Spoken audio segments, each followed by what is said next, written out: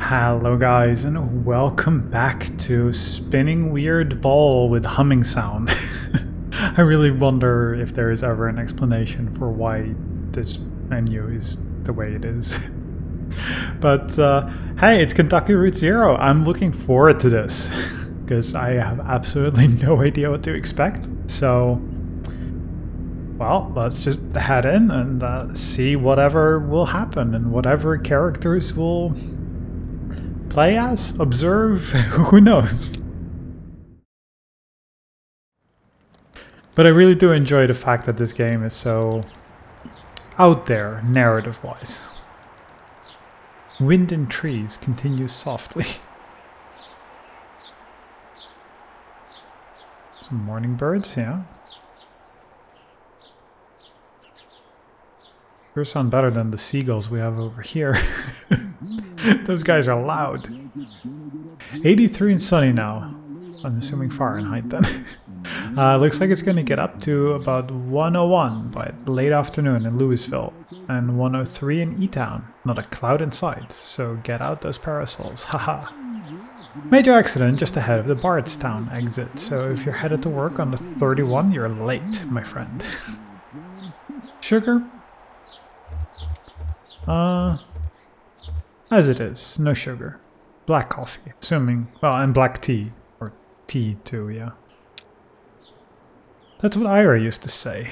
I had a dream about him last night.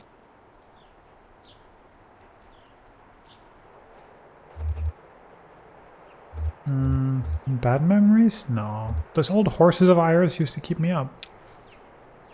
He thought they were having bad dreams, I remember. Ira wouldn't hear it. They're just horses. But those horses were troubled.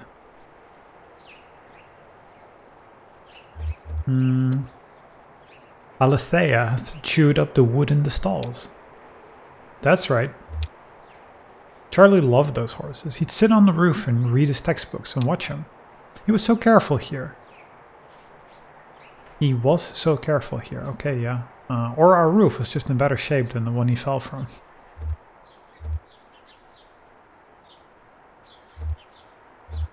He was alone on the roof? No, I told him to test each tile, but you're not going to do that. He was alone on the roof. I guess he was. He was so bright, his teacher said... What was the word? Imaginative? Apt. Apt seems a little sad. Apt, he was apt. That's it. How could I forget? It wasn't his fault. Something happened, I guess. Well, he didn't listen. He listened, but he didn't hear what you wanted him to. Charlie always had thoughts somewhere else, and he was fitting your words together with whatever else he was focused on. Like, what do you... Like a word salad, like a collage. Yes, that's the word. Well... We have a mail order delivery today. Might be a long drive. Hope the truck can hold up. Oh, is this like the morning before or what? What makes you think so? That truck will outlive us all. I hope you're right. I'm glad you'll keep it. Ira would have wanted you to have it. It's been running since Charlie was born. Ira took me to the hospital in that truck, so did you once. Your knee. My new knee. Plastic. It'll be like a souvenir. So, mail order? Maybe just a shut-in. I don't recognize the address. The order is all... I'm sure we can fill it. I guess that'll be the last. I guess it will be. The last act of Lisette's Antiques. The... Oh, what's the word? Death rattle. Then a finale. Maybe. Death rattle? Okay. No, that's not the word. I just need to think of it. More coffee or something. Or I've had too much. It'll come to you. Maybe. I'm not sure anymore. It seems inevitable there will start to be words that I lose forever. What are those boxes you set in the hallway? Those are your clothes. You packed them yesterday. Because we're also moving? Of course. Cora should be here soon. Will you wait with me? Sure, Liz, I'll wait with you. There's your traffic and weather on the 5s. That's every 10 minutes, brought to you by the Consolidated Power Company. Stick around for Old Kentucky Home with Kate, helping you turn your humble home into a mansion after this.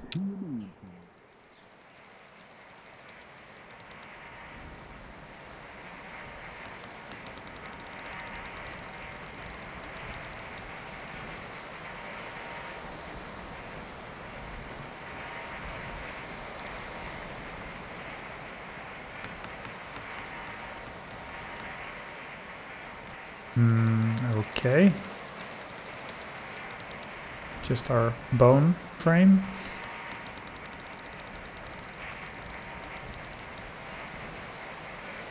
I have no mouse control, by the way. Now I do. But that's only if you make a late payment or on a follow-up visit. I think everything went well enough here that they'll only want to bill for... Oh, he's awake. How do you feel, old man? All fixed up? Truman says you might be a bit misty coming out of it, so... I was dreaming. That's unlikely. Neurohypnol, trademark, is quite powerful. In fact, many patients report a sensation of lost time. Do you feel like you've lost time? I guess so. It's been about 2 hours. What have you been doing? Feel like I got some rest? It doesn't look like it. What have you been doing? We watched TV for a while, then Dr. Truman showed me some of the terms of this bill. It's kind of... you'll want to look it over yourself, I think. How about that leg? How's your leg feeling? Phantom leg. Yeah, that's the important part. Conway shifts his leg a bit in the chair, testing it. Well...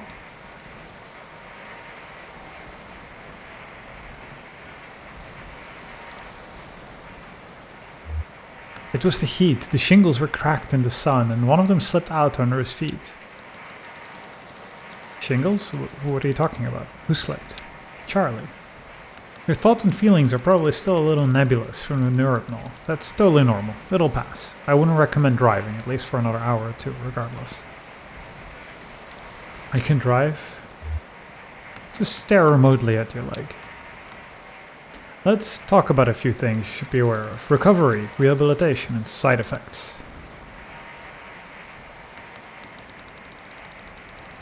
How long am I going to be recovering? Well, at your age, I want to be clear. You should expect lingering effects of the injury for more or less the rest of your life. Don't immerse it fully in water. Avoid extremes of temperature. I'd stay away from dusty roads and mountain lions. Mountain lions? Good advice in any context, yeah. Best you can do is keep it clean and free of debris. How often do I clean? No, what do I clean it with? Only clean your leg with a soft cloth, moistened with water or isopropyl alcohol.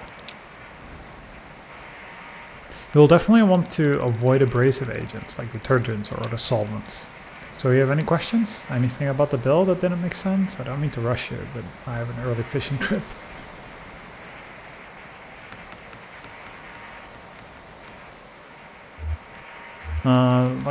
We should deal with this, so I'll have Shannon tell him about the payment plan. Yeah, that's one of the atypical clauses. I don't really have any control over the bill now that the Consolidated Power Company bought my employer. They handle everything. So it all runs through your electricity bill now. You can pay it back in full on your next billing cycle, or you can get on an energy credit payment plan.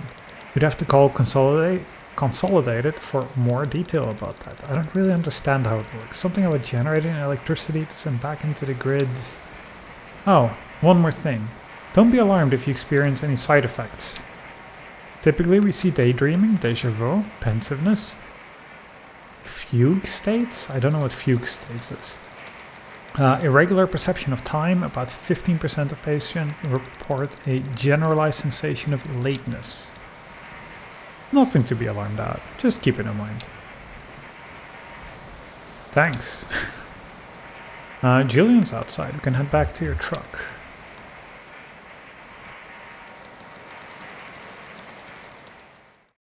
Who was Julian? Don't remember Julian.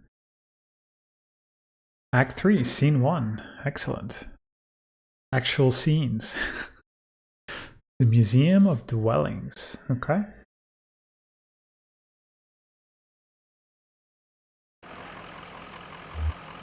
Truck Shannon blue. Of course, blue. You get some rest back there? I don't feel much rested myself. We'll get a break. Maybe tomorrow, huh? No petting the puppy? Come on.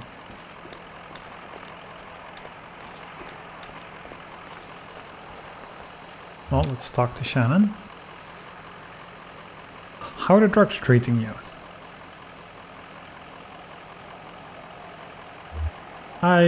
Streetlights seem a bit brighter. That actually reminds me of I got my eyes lasered, and that is a thing. It's very weird, but it's a thing, but you do get used to it. Oh, like trails and tracers? What do you mean? Oh, never mind. Your pupils are probably just dilated or something. My dad got a hold of these eye drops once. They stimulate the muscles on your eyeball and dilate the pupils. I guess they have some medical use, but one of those other miners said they'd help him see in the dark. Then he had to wear sunglasses all day. The drops lasted too long.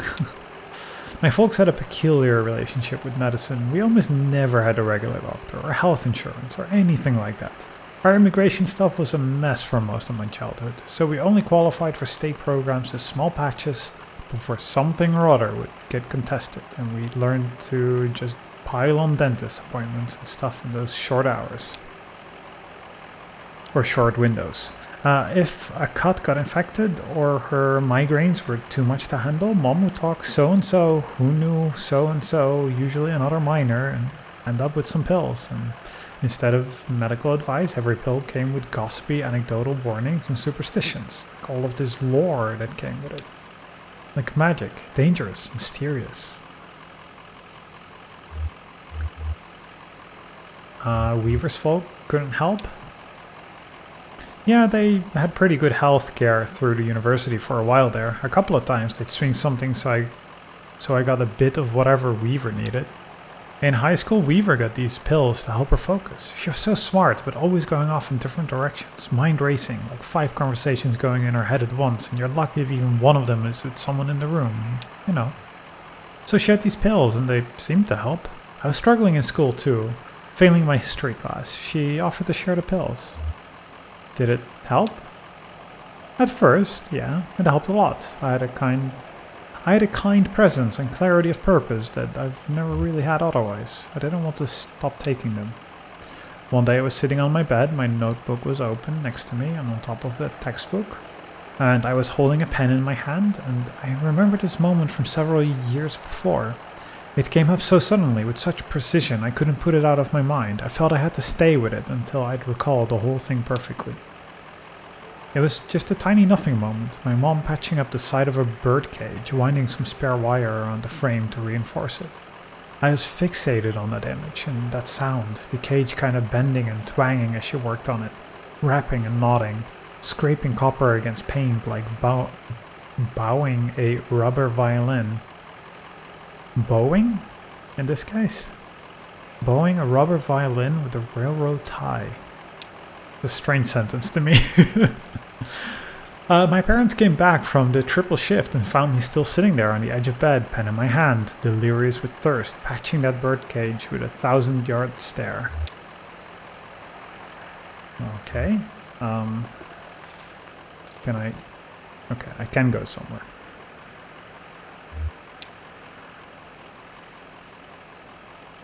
9 AM to 5 PM every day of the year, except Labor Day. Last admission is at 4 PM daily. Damn. Try the door. Are you folks lost? And then what? Ben, you're being very uptight right now.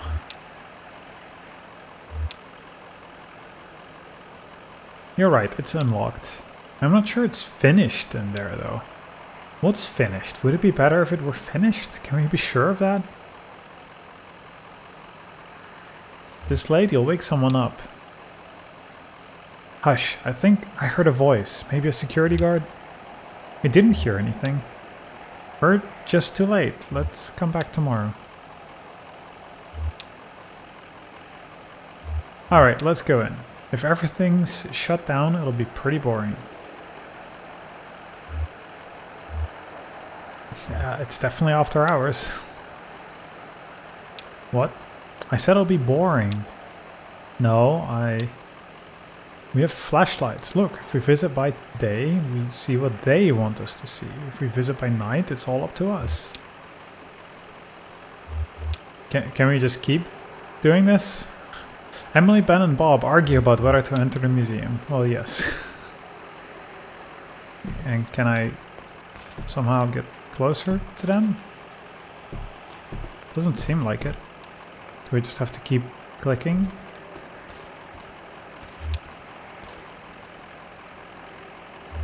No, it's locked that way. Is there something else over here? Surprised it lets me go this far.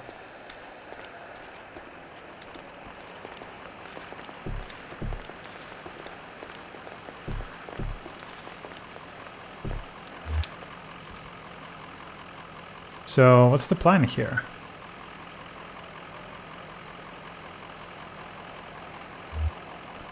What do you think? I'm not sure. Well, we've got to get back on the zero and bring these documents back to the clerk, yeah. I'm not sure how to get there. The entrance at the farmhouse was gone. Let's take another look at the farmhouse. Yeah, let's ask the gas station. See how he's doing. Sure, okay, worth a shot.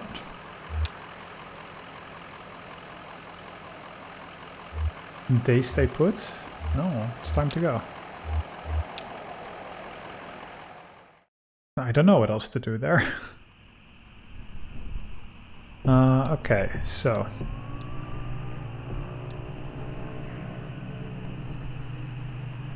The Otter Gap Road. It's just somewhere along this highway, right? Truck's engine sputters and dies as Conway guides it carefully off the road next to a fallen tree. Great. That is what we needed.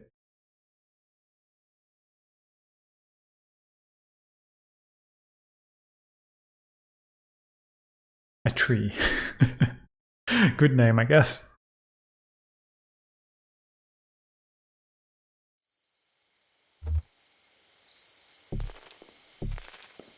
I mean, I imagine there's not a lot to interact with here. Everybody's just hanging around. Nothing to be done. Can you take a look at it? It just won't start up again. Damn, you had this truck long? I can never seem to start it at night. Ira bought it used a ways back. I wonder how old it was then. Do you... Wait, is this why you always leave your truck running?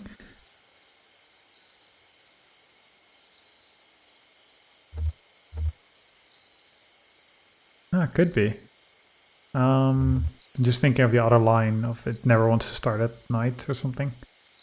So depending on the temperature, perhaps. First time it's just died like this. The sets is up on a hill, so I'm not sure where that wants to lead that. First time it's just died like this. Well, where's the champagne? Anyway, do you know this area? Anyone around here that could give us a hand? I drove past here yesterday. Oh, what were you doing out here yesterday? That tree, that bog. Are you sure this is the tree? What kind of tree was it? A willow. I guess that could be a willow. I don't know much about trees. Hey, we should call someone. Do you know a good towing company?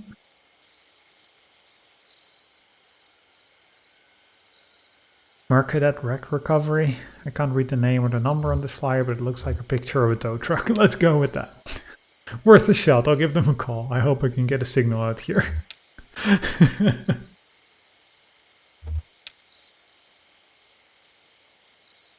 Shannon speaks into the large brick cell phone held up to her ear. Hi, hello. We've got an old, I want to say diesel, old truck just stalled out.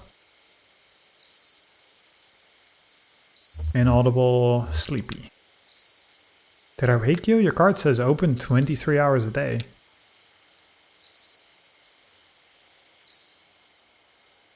Inquisitive response from them. Yeah, that's why I'm calling, exactly. That's all. Apologetic, forceful. Forceful. Sure, that works for me. Just need to get back on the road, you know. I don't know what wistful is, or maudlin. Maudlin? Are you... is this a bad time? Meticulous? Neighborly. We already ate. As soon as you can get out here, we're off 65 somewhere. Just kind of pulled up by this tree that fell over.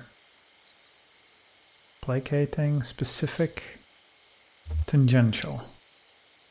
Okay, well, I don't know any of those people, but that does sound like the right area. You've been over here before?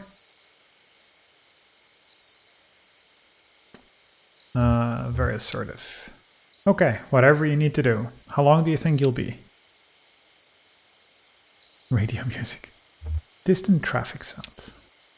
Hello?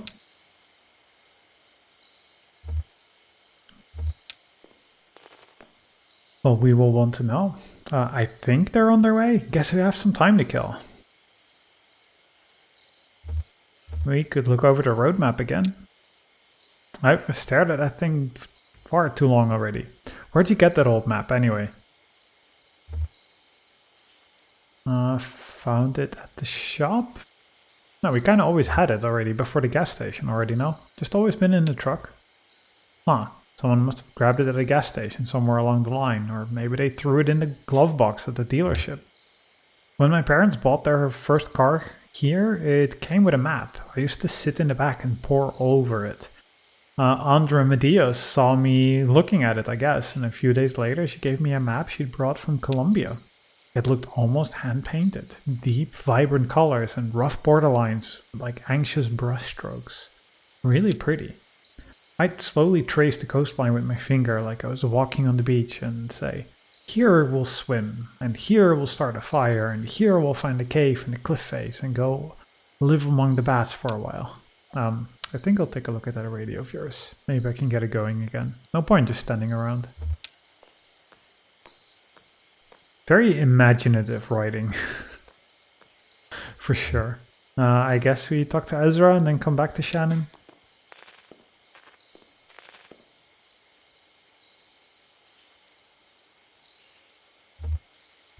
Are you bored? Not yet. Okay. To me, you look a little bored. Let's play a game. What would you like to play? We can tell the future with this little tree branch. It's pretty easy. We just break off all the little sticks on each section and count through the different things that could happen. Okay, what should we ask? It should be about you. I can't do both the counting out and the questions. How will I travel in the future? Ezra snaps the smaller branches away, one at a time, counting out possibilities. Motorbike, motorboat, horseback, hearse. Old truck, new truck, new truck. These other branches are too bare. Don't worry about it too much, it's just a bunch of sticks. Clearly we're going to interact with blue.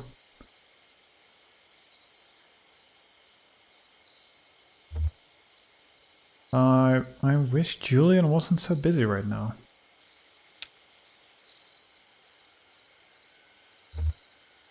Julian was the bird, right? He's got a lot of houses to carry still. I wish I could help more. It's funny that he's telling that to Blue.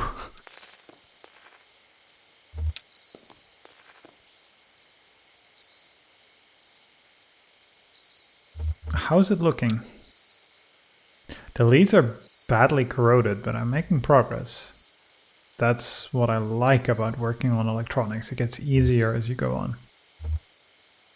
Or you just get used to it. Almost there. Distant motorcycle engine. It's real quiet.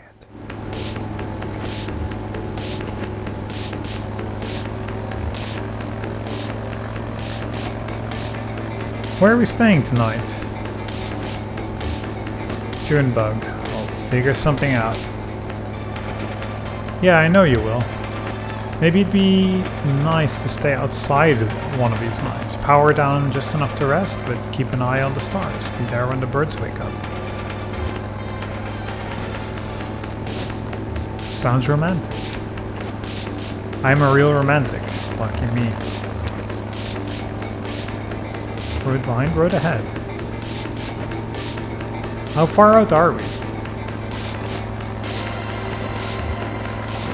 Are we there yet? Oh, stop. Harry's not gonna be happy. You know he doesn't like me anyway. I had to get the drain pipe on tape. What? Like on tape to make a photo or recording? Because it's so weird, I'll pick that one. Aw, he wouldn't appreciate it, but man, the way those raindrops boom down that thing. I got at least 30 minutes of it. Audio recording, yeah. Johnny.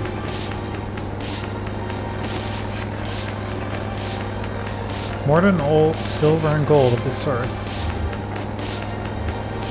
What's that? I don't know, I think I heard it on the radio. Nervous about the set. Yeah, what's on your mind, Cricket? Oh, I don't know, just looking at the stars. Hope we get there soon. Never been this late.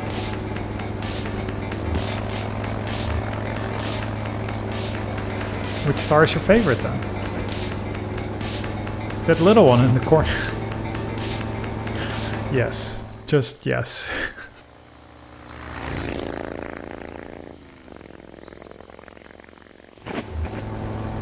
Brake disc.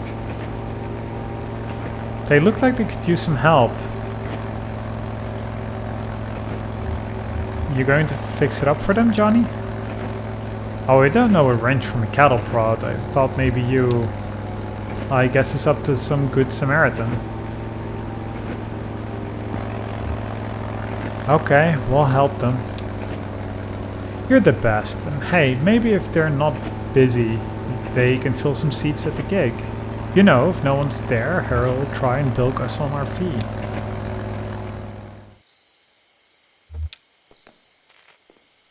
It's interesting you can seemingly choose between trying to help out and stopping, or yeah, just keeping on driving. Definitely will make a change whether the characters will meet at this point, or otherwise they might later, or they might never. Who knows? Was that him? Well, going pretty fast, whoever they were. I bet they're getting chased by something.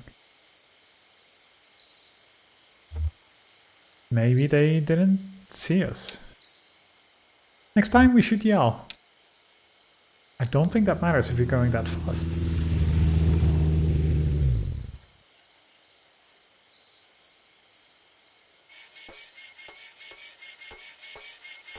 Mechanical noises as they move. Okay. You stay here. Careful, he's wicked with strangers. Ha, you. Who's chasing you? Yeah, let's go with that. Ezra is just being all... Hear that, Cricket? We're being pursued. I knew it. Who's after us? That's a good question. These folks seem to have a certain handle on the situation. So... Dinosaurs. Sure, something like that. Listen, we've got 2 questions for you folks. What kind of people do you take us for? I mean, how do we strike you? You seem nice enough. What do you think, Cricket? Our generosity is unmistakable, ma'am. It radiates. It does radiate. Now, here's another question for you. Do you like music? Do you like music?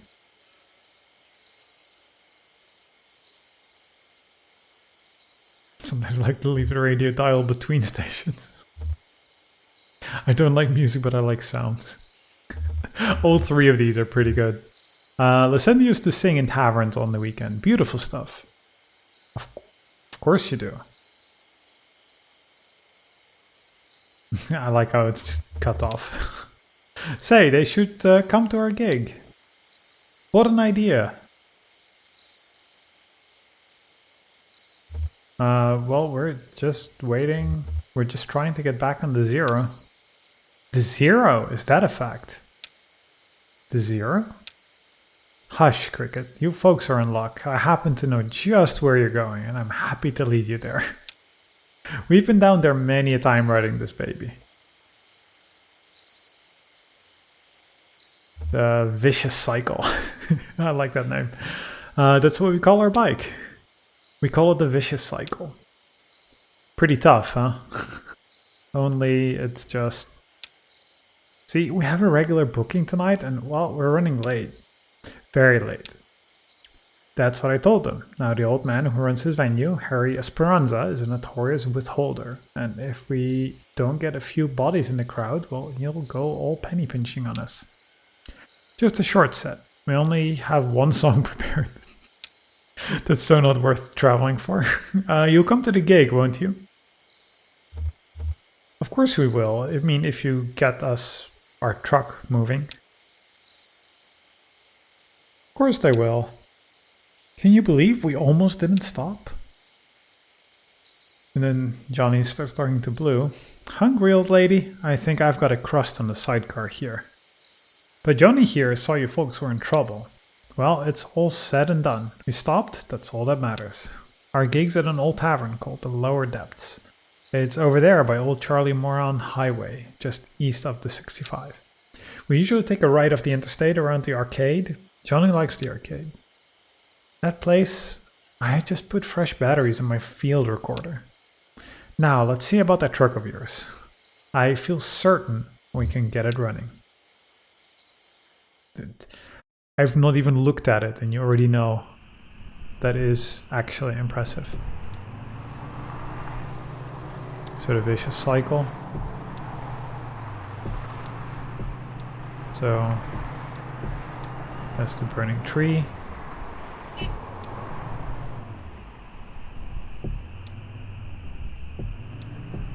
Ah, that's the arcade. The arcade is closed. Okay, well. Tavern, okay.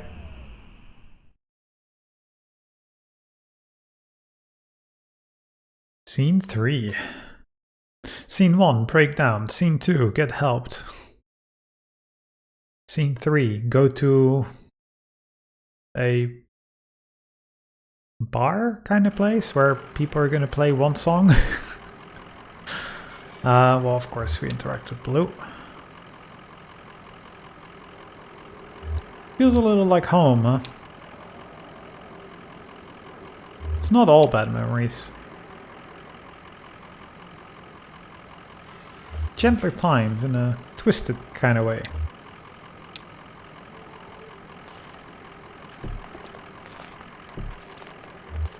Bar door. Kind of late. Are you sure they're open? Sure they're open. This is one of those places. Well, let's head on in, I guess. We're not saints, but we've kept our appointment. How many people can boast as much? But what about Blue? Does Blue have to just stay outside in the truck? That's lovely, man. Who said it? A poet. Ah, specific.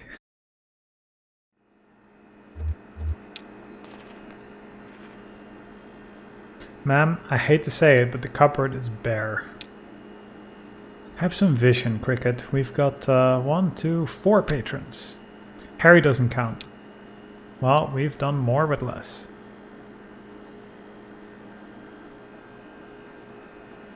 I haven't been in a bar like this since, well, a long time. Corona times. As of this recording, it's actually been, what, pretty much a year and a half since I went to any sort of like concert. And I recently got an email saying that a concert has not been cancelled. It's instead actually happening, and I couldn't believe it. That's the very start of returning to normality, I guess. Which is going to be very strange. Gave it up, huh? Well, I bet Harry has some coffee on back there, but I won't vouch for quality. She's a connoisseur. Johnny's favorite regional cuisine is gas station. Oh, that's not a very good cuisine. A sandwich. A rough brick between two pieces of stale bread sits on the center of the table, surrounded by a ring of undisturbed dust. Well, that's real bad. I like the ghosting on our leg. All I'm pouring tonight is Hard Times whiskey. Sure, I'll have a whiskey. Coffee, right, old man, and I'll have a Coke. No Coke, no coffee, Hard Times whiskey. Forget it.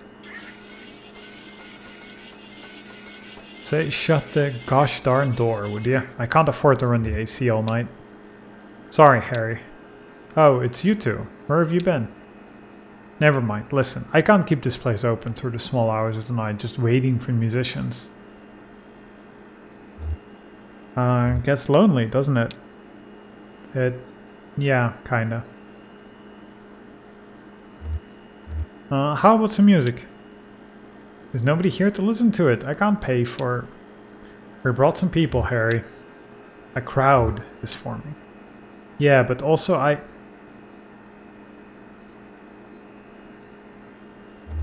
Don't you want to hear some music, Harry? That does sound nice after the day I've had. But While they set up, Ezra flips eagerly through the jukebox's catalog of songs. What do you think? I don't know how to play this game. Oh, that's funny. Oh, some goggles. A bulky set of black goggles sit on the edge of the table, next to an ashtray, a newspaper, and a few empty glasses. Huh. What is it? I guess I don't know. Can I tell you a horrible secret? I never wear eye protection in the shop. It's dangerous, I know, but I'm always looking back and forth from an oscilloscope to whatever I'm working on, and the scope has this peculiar kind of hard-bordered glow that I just... Well, I've never found a pair of goggles or glasses that doesn't smear out that glow. At best, the lens shortens everything, so you can't quite find the edges. Well, I guess let's listen to the song. Without any drinks.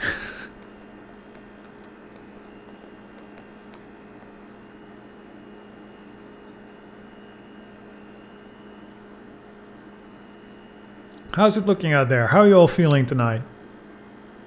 Can we get a bit more reverb in the monitors? Adjust the soundboard behind the bar. How's that? Test 1 1 1 3 50 lamentation. Sounds good. How's everybody doing? Anybody had a real bad night? How about you, old man?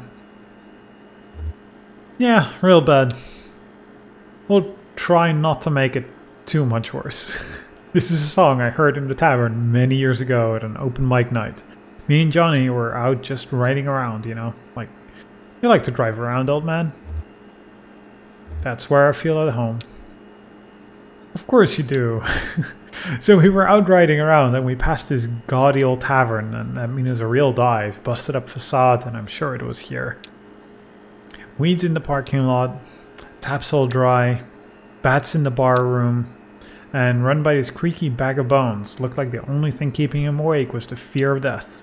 So glad to be back here at the lower depths. Hey now.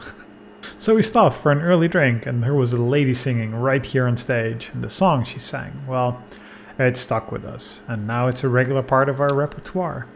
Never got that lady's name, but she seemed like a sweet gal, and she had a voice like Scotch whiskey. And we just hope we do her song justice. So here it is, Too Late to Love You.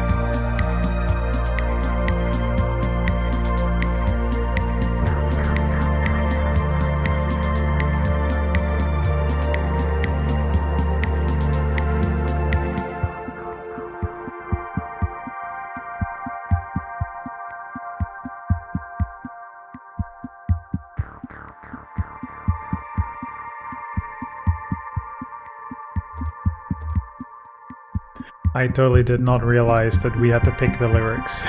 I'm like, oh, well, this is a little slow. I figured there must be... okay, so let's pick the lyrics. I never should have met you.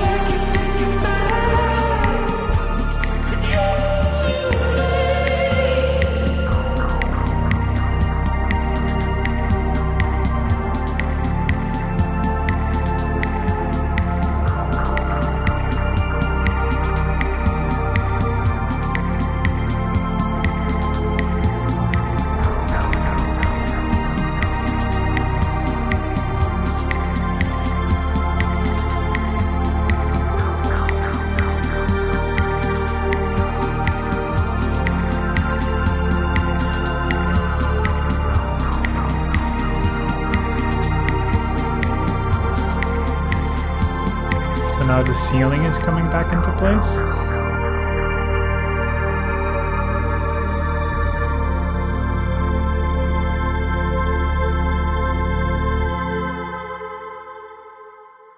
Reminds me a bit of Anathema. Excellent band who made some fantastic songs.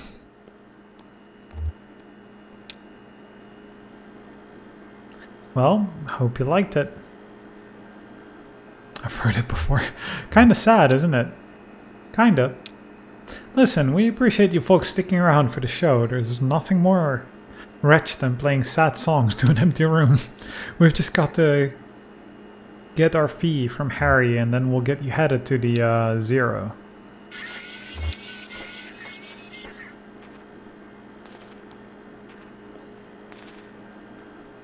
Well, Harry, I think that went pretty well. I'd say the crowd was into it. Reverential. Rapt. I guess the usual fee's about right, and we'll let you get back to your business. Well, that's just the... damn it, I was trying to tell you to. I can't pay. They cleaned me out. I've got nothing left but a... gosh darn IOU from the distillery. An IOU?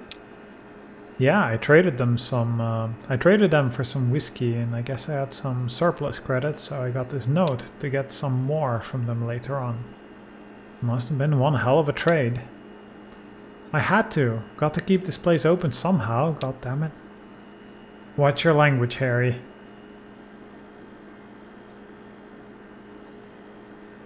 Say, we just need to get pointed towards the Zero.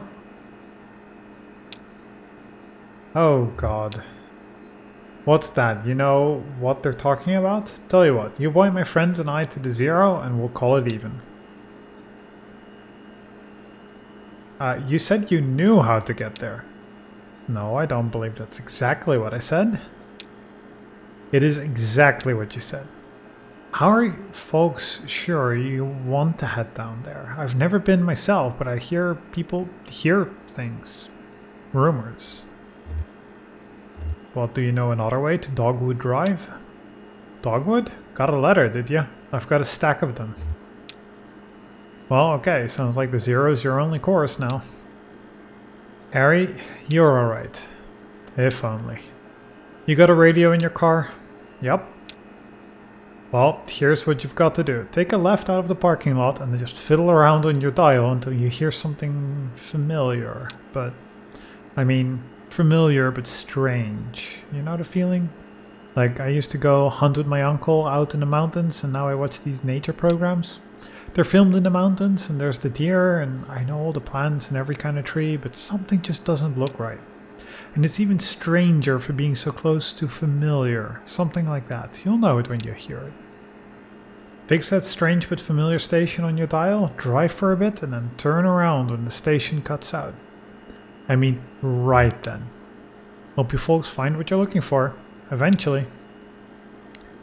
Always a pleasure, Harry. Is it?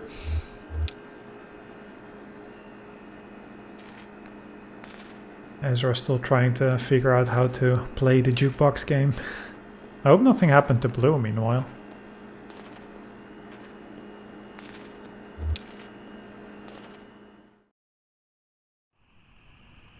I suppose not. So go out of the parking lot, turn left. I can't go this way, so... This is the mine, no? Or not? Oh, wait, radio.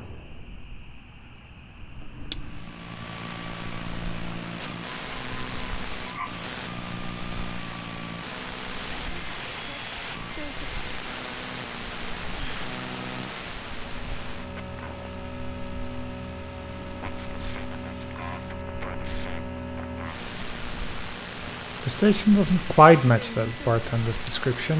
Definitely weird though. Let's keep scanning. He said we'd know it when we heard it.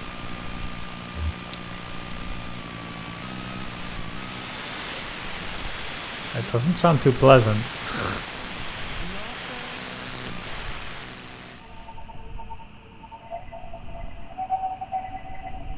Weird nature music. I'm also assuming it's AM for this.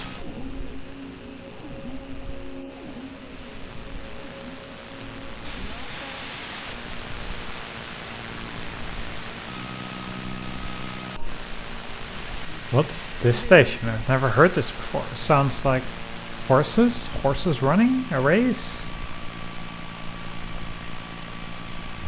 Lisette and Ira had some horses years back. Yeah, I've always been a little afraid of them. They're so big and I don't know, you look in their eyes and they're almost human. Like they're human and animal at the same time, since they've been domesticated so long, I guess. Well, that fits familiar but strange for me. Harry said we just drive until it cuts, right? And then turn around. Do I really have to listen to this? Well, I guess that'll do it.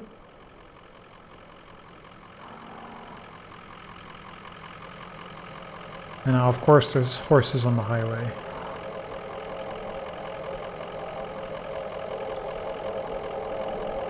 I mean, that makes sense. Probably.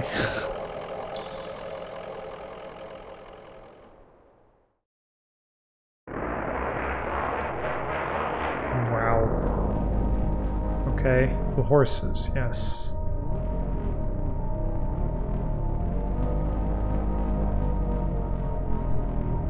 What a...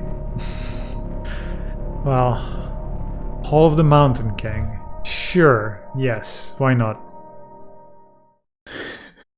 Just, I don't know what to expect, yet I'm still surprised every time. Let's go greet some dwarves, I guess.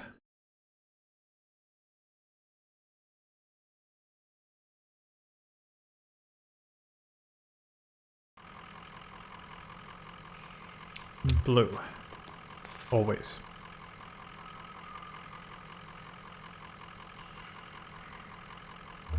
What do you suppose happened here? Some kind of storm washed it away? I haven't seen much weather down here though.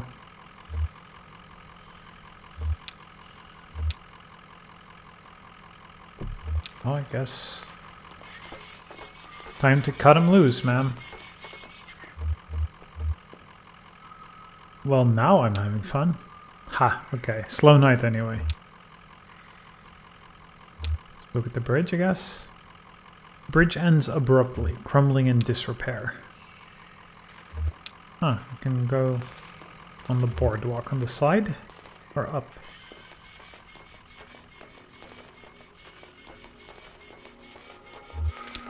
There's a rope, okay. I assume we'll have to do something with that. A loop of decayed rope is coiled on the banister. Some rotted sections have been smoothed over with a fine dust. Or we just keep going up.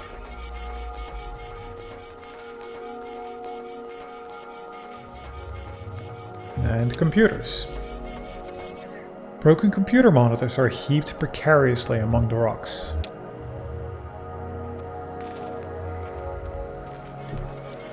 Well, nothing really should surprise me, right? A pet carrier.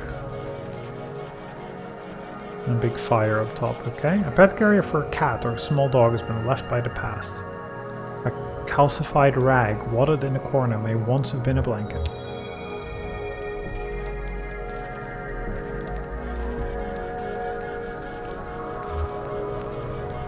Oh, backpack over there. Okay, well that's a bit forward.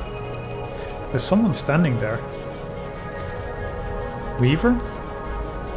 A hiking backpack leans against a rock. It's empty except for a dusty bag of cat food and a few punch cards. Look at the fire, I guess. Bonfire crackles reverberate through cave. A pile of discarded electronics burns steadily in the center of the chamber. Amy. Well, let's talk to Amy then.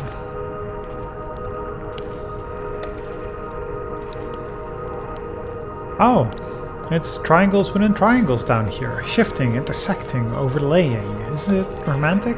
Let's see.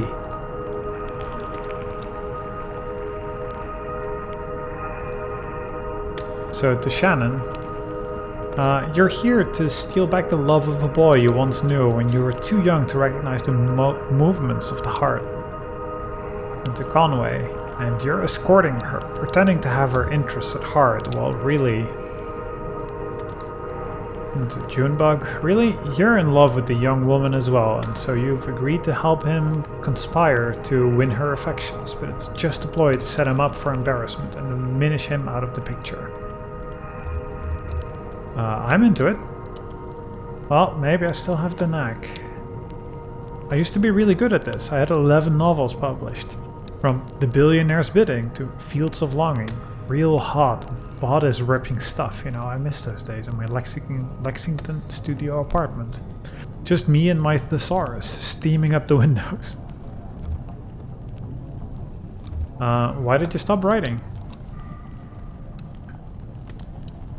You know, suddenly it was all computers everywhere you went. I thought I might be able to do something with that. Inject a little libido into my ugly beige boxes. Ha! So I went back to the university and I studied human-computer interaction, and then I picked up Donald's research assistantship here as a tester, debugging. In my off hours, I played around with the doomed love story at the core of our little simulation. That seemed to amuse Donald, so I kept at it. I'm afraid I tinkered too much, made it too complex. Now our work is never done. We don't even have to add any new functionality. The bugs just grow on their own. Too complex. I miss those days in my Lexington studio apartment. But also, why are you here? What are you doing here? How did you even get here? I'm assuming this will be Donald then.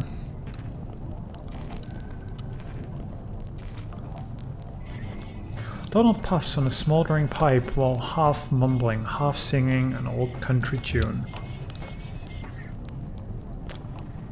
Where's the old green river runs, through hills and caves not known to us, down to that sunless sea. Oh, who are you? What's that song? Oh, you've caught a verse of my absent-minded warbling. It's just a song from my youth. Something a dear friend used to sing to herself as we hacked on crystal radios in the boiler room. In old Kentucky, where my love, a lovely home did build for me, and where the old green river runs, through hills and caves not known to us, down to that sunless sea. From there on, it's all meandering rivers and romantic greenery, and that is... What were we talking about? We're a bit lost, actually. What's that computer over there? It looks pretty vintage. It looks like a harmless old computer, doesn't it? Like some beat-up mainframe exhumed from a university basement and left in this cave to rot, or to flower. No, it's no ordinary computer. I've modified it extensively, and in some pretty experimental ways, believe you me. And that's to say nothing of the software, but... You look like a technically minded sort of person. Tell me, do you know the effects of mold growth on diffused base transistor circuitry? The mold would burn up. Exactly, it burns, and oh, the sweet smoke that issues from it, but it also leaves a sticky residue to seep through the machine, forming new connections and creating new circuits. The computer is no longer the pure domain of language or mathematics, but entropy. Thwarted and feeble, we hammer on the derelict keyboard. My name is Reason, King of Kings. But we are mere tourists in the ruins. Our keystrokes echo off into the tunnels, boundless and bare. The caves stretch far away, and we are too late. Always too late. What? Did you say something? I'm just interested in the mold computer. You were about to tell us something about the software. Oh, the software, my life's work, Xanadu. You've heard of it? Perhaps you've read about it in a journal? It's been years since I published anything. Xanadu has evolved significantly since I explained its data structures in my article Literary Multitudes, Hypertextual Narrative as Post-Structural Witness. Evolved, and then deteriorated. Donald sighs dramatically and takes a puff from his pipe. I'm afraid you're too late, fellow hypertext enthusiast. As the mold accumulated on the circuitry, Xanadu blossomed for a moment into something holy and enchanted, and then all the charm was broken. Do you have any idea what it's like to spend your life building something and then sit powerlessly as your work declines into ruin?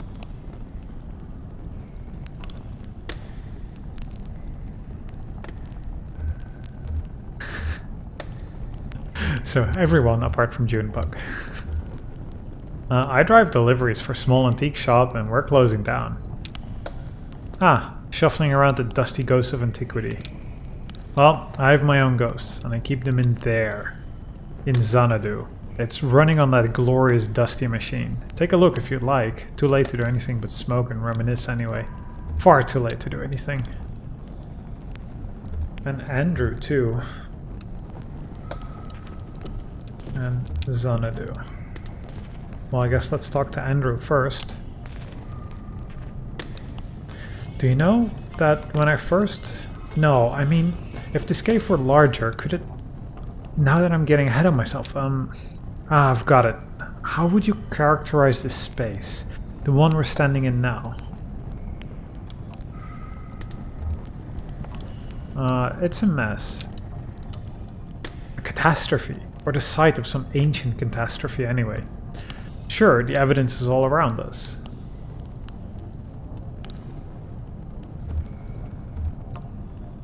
I bet those tunnels are full of junk. We're surrounded by them. Look at that one, up there. Do you know what? No, let me explain to you what's in that tunnel. You won't be scared. Close your eyes. Will you close your eyes? Only if you close yours. Okay, I could do it from memory. Good. Now, you're standing at the top of a rocky peak. A tongue of flame licks the shadowy anatomies? Anatomies? Jesus. I really misread that, what, 4 different times? Anatomies of... Where are we? Oh, here again. How disappointing. What? Why? I'm... sorry to disappoint? No, it's my fault. I shouldn't be so attached to the future. It's always getting in the way of my work. Better to be in the moment, carefully observing and documenting with no attachment. Let me give you an example. I was a grad student studying statistics when I started working with Donald on this project. He said we needed someone with a more analytical mind to the descriptive writing. Someone who would appreciate the cave descriptions as real labor, instead of taking their authorial voice for granted. Donald warned me it would be long hours of typing painstakingly detailed descriptions into the computer, and I've put it in the hours, believe me, I've put in the hours. I've described every facet of this cave in such detail that sometimes I don't know if I'm reading or looking, writing or exploring. Often in the dark and lonely moments, I worry that in my sleep I have to transcribe rooms from my dreams into the system.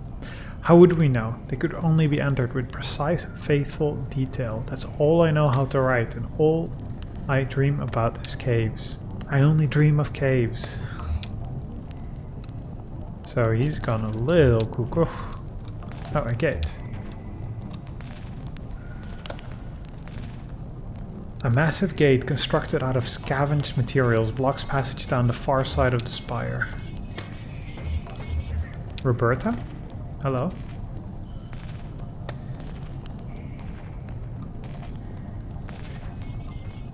The kingdom is in peril. Seriously, what's all of this?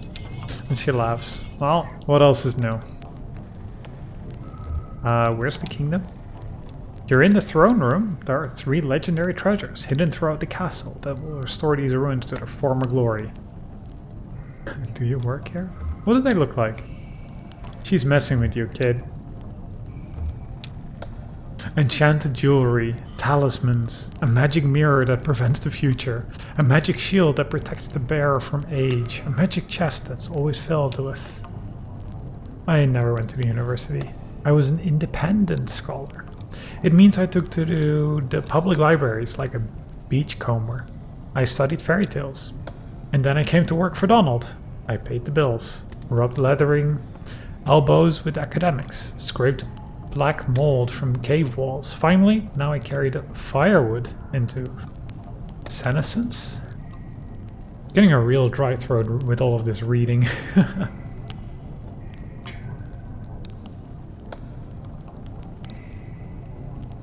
Ooh-wee. Also, this entire cave, kingdom, whatever it is, extremely strange. Everyone's had a little bit too much of the fumes, I'd say. The kingdom is in peril, yes. Can we still go to Xanadu? Xanadu, yes. You can look at it.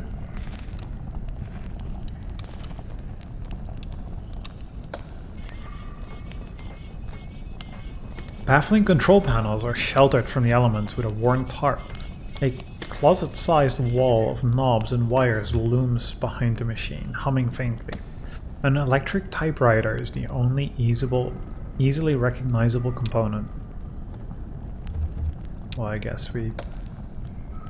How do you think we get it started? This old thing? Maybe there's a hand crank around. Oh, it is a run key.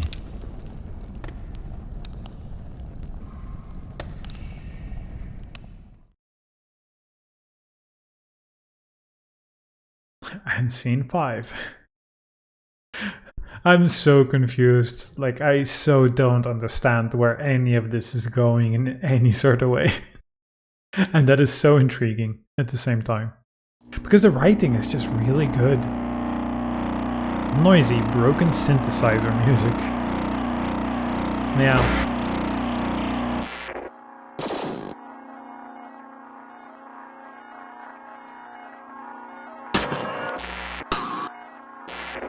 Xanadu at Den of a house. Xanadu, you are staying at the end something building. Around you is a fortress. Ah, this thing is in rough shape. Try blowing on it. Do these switches do anything? He flips an unlabeled switch. You are standing at the end of the road. Something small, something...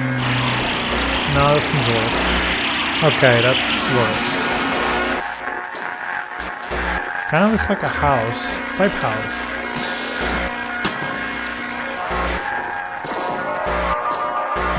That's... something.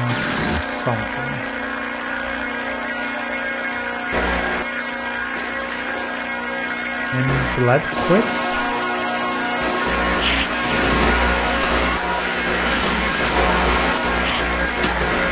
You are indeed built on east-west passage with something everywhere. Someone and Lula remove the computer.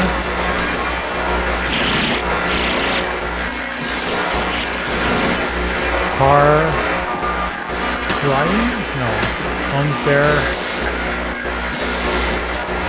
backs and being. And then Lula says that's the something grip. Everything. Did that say Lula?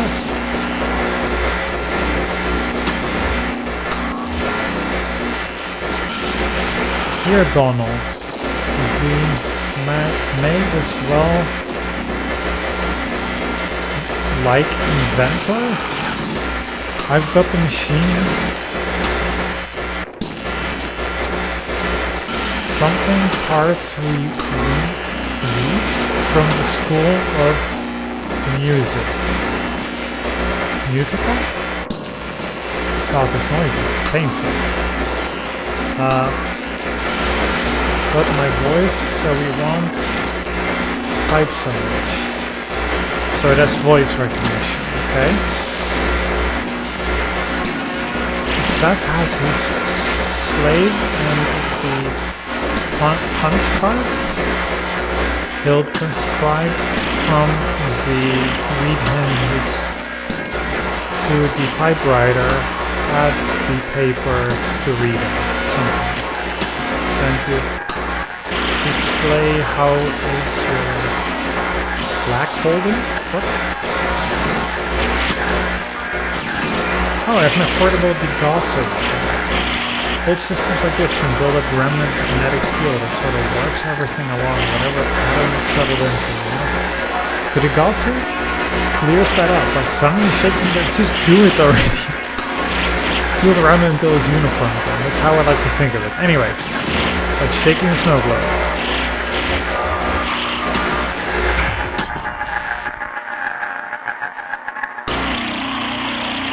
Hall of the Mountain King. Yes.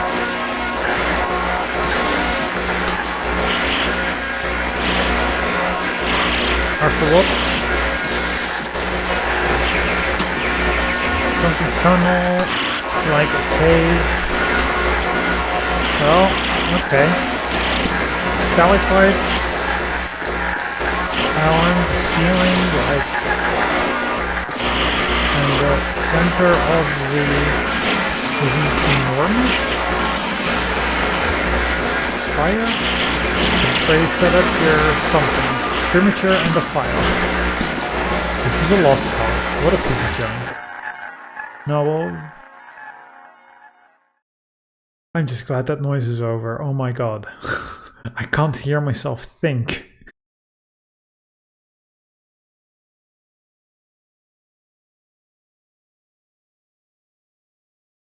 Again, Hall of the Mountain King. Yes.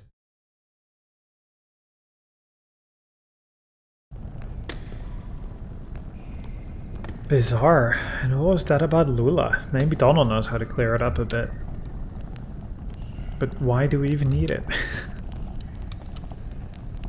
Baffling control panels are sheltered. Yep, that's the same. That's the same. Okay, well, I guess Donald it is.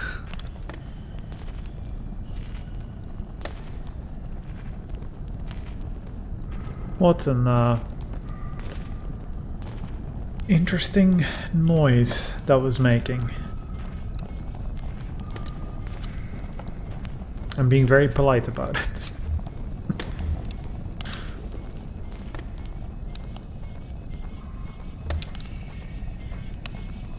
So, you've seen it for yourself. What's left of it? Pretty busted. The chalky bones of a beautiful dream, but you can see what it once was, can't you? Can't you?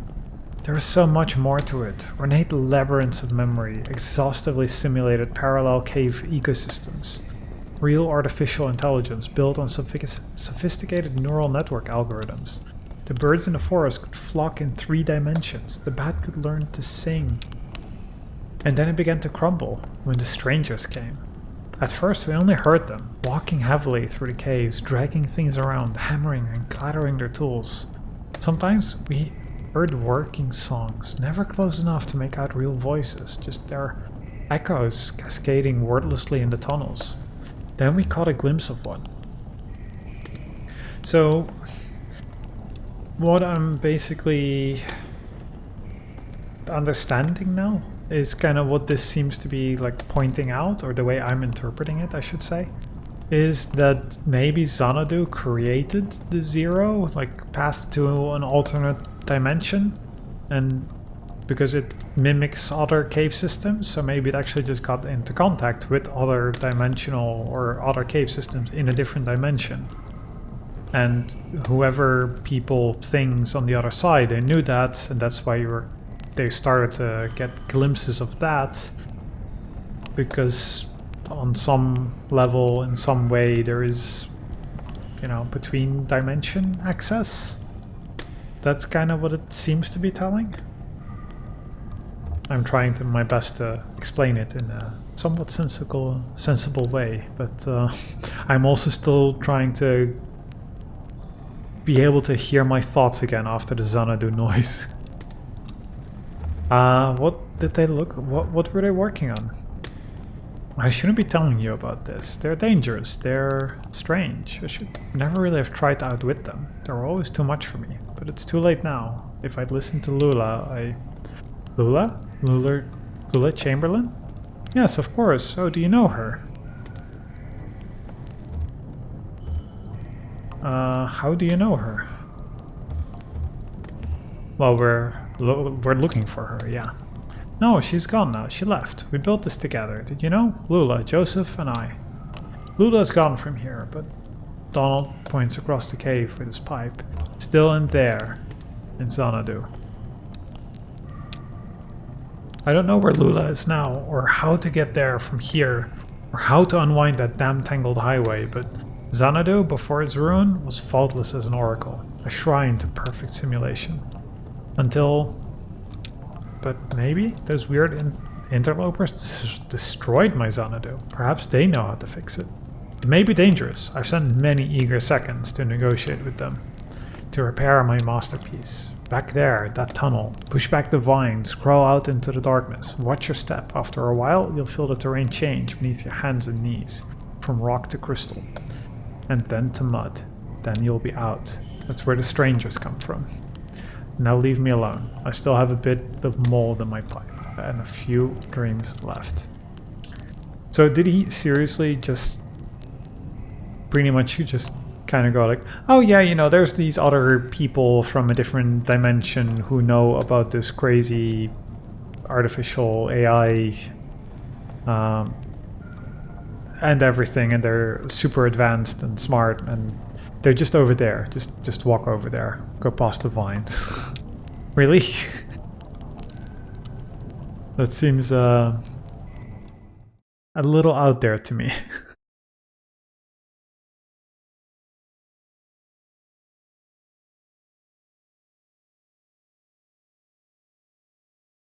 Where do strangers come from? Yeah, okay.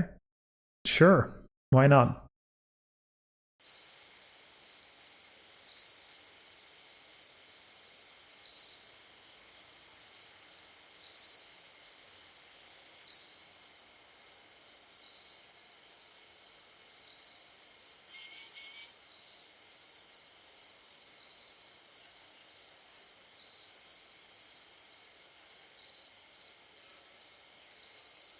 Are we appearing from inside the building?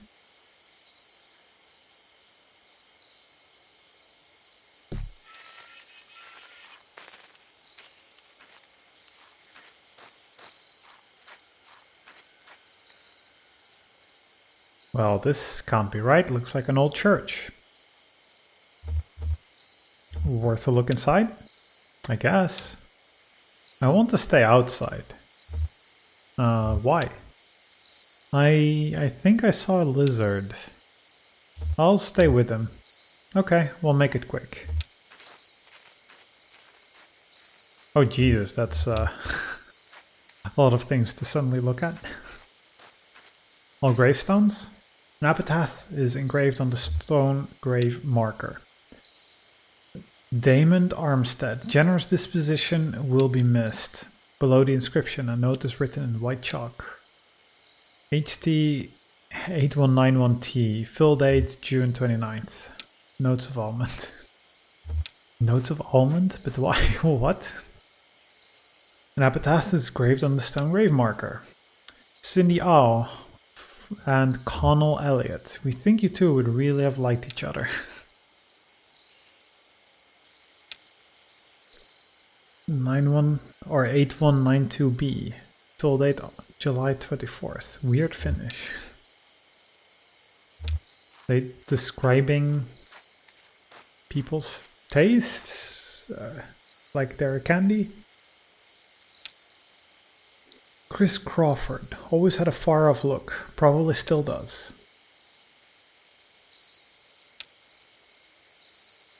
August 1, aftertaste of rainwater. I am going to go through all of them. Might be relevant. Rasmus Andersson or Steve Christophers.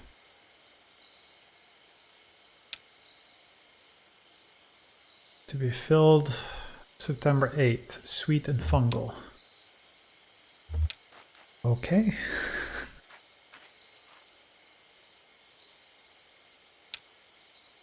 Nasuen. Would have wanted it this way. Maple turpentine.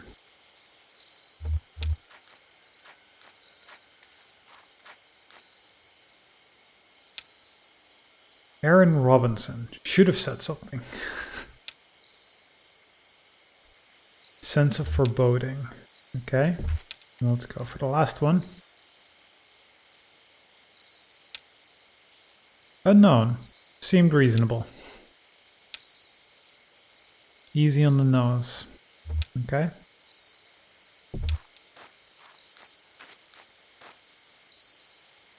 Find any lizards?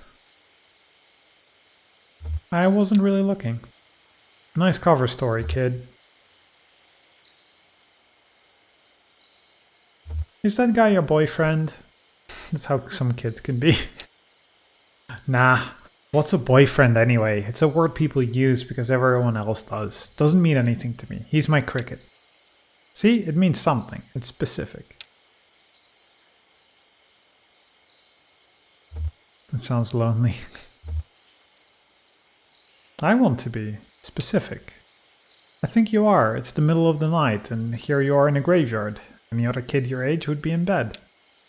You've just got to make your choices and own them. You think I was born this foxy? I came off the assembly line about a half-foot shorter and all grey. No eyes. They were going to have us clearing out the old mine. Doesn't matter what you look like under all that rock and water. A bunch of grey shadows shoveling and hammering invisibly at the walls, draining the tunnels. Johnny found some gear, an old tape player. We hid away in an underwater cave and listened to it over and over, and we knew we weren't miners. We slept out onto the road, just these two featureless shadows, and ever since that night we've been detailing, coloring in, specifying. I feel more like myself every day.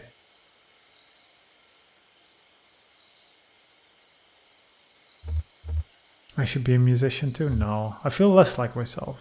No, he's more like himself when it's just me and Julian. Well, now you're getting specific.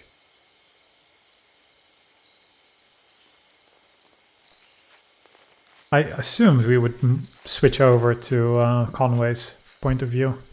There you are. What do you find in there? It wasn't... Hey, what's going on? You look flushed, old man. It doesn't matter. Right, okay, we got what we need. Let's go. I wonder if this will be like the, in between acts. I guess. Well, maybe it'll do it that way.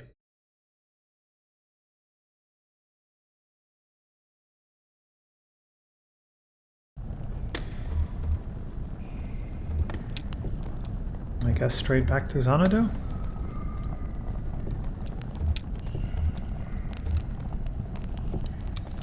Oh, we control her now. Maybe. I guess we should talk to Donald because the starts you right there, kinda insinuating you should. Trays and orbits, yeah, okay, so he's singing. We found your strangers. We know how to fix your damn machine, but I'm not sure it was worth it. Oh, soon the visions will return. What have you found?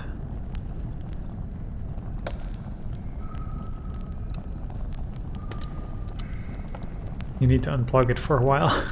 Turn it off and on again.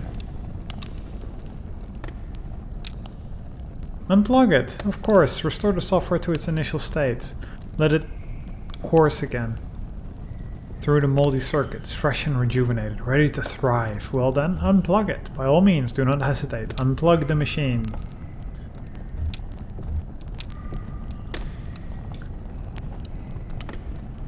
Well, let's see if this was the right choice, because that actually feels like... Well, who knows if it really matters or changes anything. Or if there are different outcomes for any of this.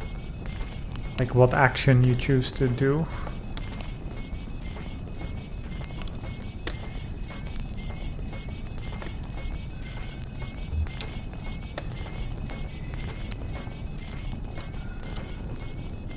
Okay, so I'll just unplug it and wait a minute, I guess. Weird. Just following instructions. Here we go.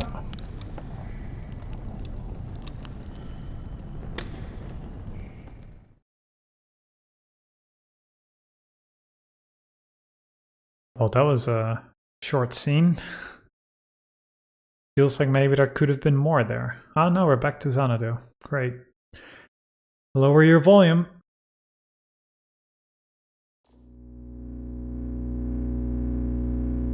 Elegant, lively synthesizer music.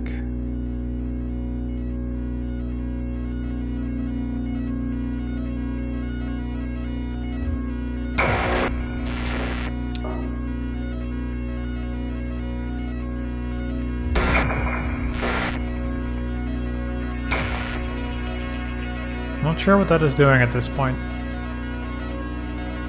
At end of road. Yeah, that's what I thought I read.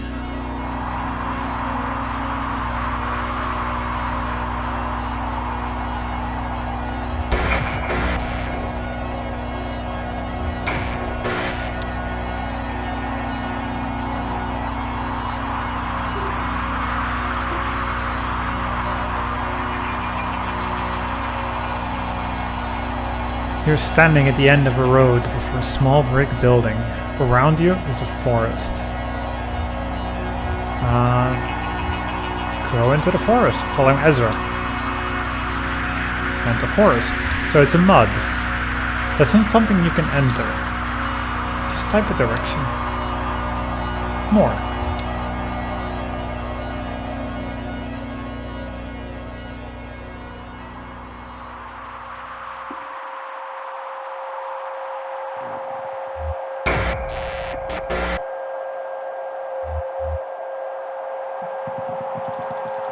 You are in open forest with a deep valley to one side.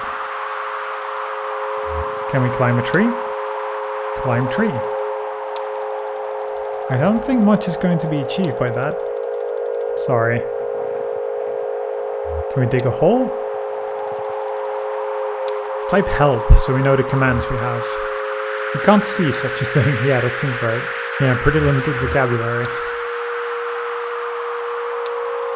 South. You're in a forest. Hey, it's a maze. East. You're in forest. Lula is here. Soldering replacement components and a small handmade radio. Talk to her. Ask Lula how she's doing. Hi Donald, I'm getting the strangest interference out here. I've been tuning the radio circuitry gradually as we go, swapping capacitor values and tweaking resistor networks. It was working for a while, but everything I can pick up sounds so distant and muffled. Lula hands you the radio. Well, maybe you'll have better luck. You're good at this stuff. Just don't forget to give it back. So this humming is getting louder. More east. You're in forest, okay? Joseph is here, tapping with a small stylus on a modified pocket braille slate. A small grey kitten, no more than a few weeks old, dozes comfortably on top of his backpack. Maybe has something to say, yeah. Donald, I was just transcribing your footsteps. Sounded like... Joseph runs his finger along the index card he's been tapping on from right to left. Long, weary song, drearily gone, dearly gone. You beat a melancholy shuffle through these woods, Donald. Ha! I've been noting down the sounds of the forest with an ear for speech and an inborn filter for poetry. I suppose... So maybe it's me being melancholy after all. I'm eager to see what the poetic subsystem makes of these punched cards. More east? Don't think it matters. At the edge of hole. Okay. Is that good? We just jump into the hole?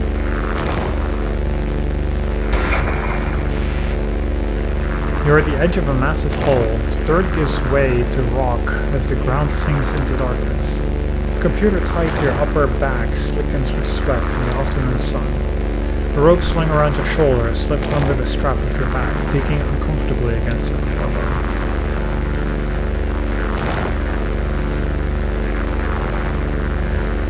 in a bit first. Down. The cave walls are too slick to climb safely without assistance. You lose your footing and fall to your death. Okay, great. So we'll just restart and go east, east, east. Your score was 0 out of possible 8,192. What? You may continue or quit. Continue. At edge of hole, okay.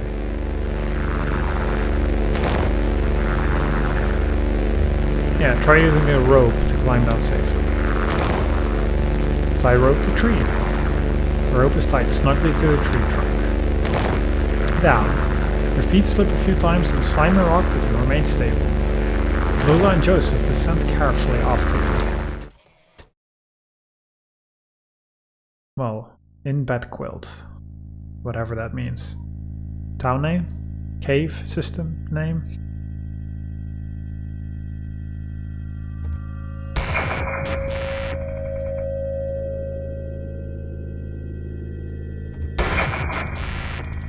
You're on bed quilt, a long east-west passage with holes everywhere. Joseph and Lula remove the computer equipment they are carrying on their backs and begin setting up. That's the last trip, so everything down here now. Say something back to her. Say something back. You make an awkward joke. Don't be so morbid. Lula looks pensive. Ask where the treasure is. What's the gear they're carrying? Ask Lula about gear. Sure, Donald, we may as well take inventory. I've got the tape machine and synthesizer parts we borrowed from the School of Music. It's all tuned up to my voice, so we won't have to type so much. Joseph has his slate and the punched cards he's transcribed from the poems we read him. He's got the typewriter and paper tape reader. And you've got the CRT display. How's your back holding up? Ask about the cave. Ask Lula about cave. Having second thoughts? I don't blame you. It's unsettling down here. Weird acoustics. Earlier, as we were climbing down, I thought I heard voices for a moment, or not voices themselves, but the echoes of voices. Singing, some kind of eerie, tuneless working song. I'm glad I'm not down here alone. And Joseph looks uncomfortable. Jealous. Hey Donald, can you help me wire up these generators? I'll assemble the synthesizer, but I could use some help with the serial interface if you have time. You hear an unfamiliar echo from a tunnel to the east. Yeah, maybe if we help Lula, she'll have some more to tell us. Help Lula. Thanks, Donald. I can never remember which color lead goes to which pin. Lula begins unpacking a box of wires and terminals. Do you think there are paintings down here? Cave paintings, I mean? Maybe some old pottery shards from when the world was young and early men and women huddled in these caves too. Do you know, I think cultural fossils are the saddest fossils? Sadder than animal remains, I mean. We might come across a petrified mollusk or a partial dinosaur footprint and we say, there was a point of contact here where a body touched the earth, and maybe there's a little bit of evidential garbage, but the life who owned that body never cared and has moved on anyway. And that's the end of it. But suppose I shine my lantern on one of these walls and I see a crude painting, thousands of years old, 2 men and a woman, charcoal and blood, on rock. Someone put that there to keep something on the rock after she passed, a hope, a relationship, or a moment, a worry, maybe a regret. She made a painting to keep something alive for her, but like that mollusk on that itinerant dinosaur, she had to move on. Whatever it was is gone, and now we're looking at this painting, this dangling copy with no original. You're interrupted by the ominous echo of grating, scraping sound from the east, louder than before. What the hell was that? Let's check it out.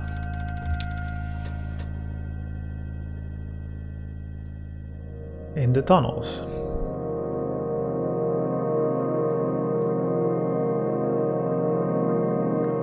It'll just be a shape of a man or something.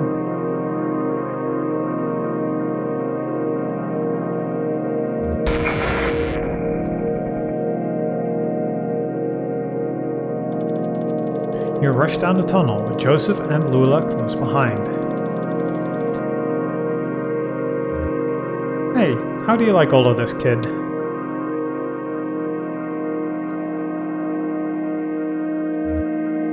There's a lot of reading, but I'm really good at that anyway. The tunnel narrows, and soon you find yourself crawling on your hands and knees. Navigating the tunnel gradually becomes more awkward, as smooth rock gives way to jagged crystalline surfaces. Scratches and taps echo from the end of the tunnel, some short and piercing, some slower and groaning as if dampened by water. The tunnel opens into a large room.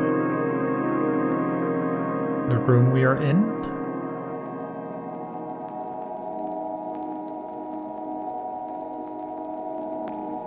Hello?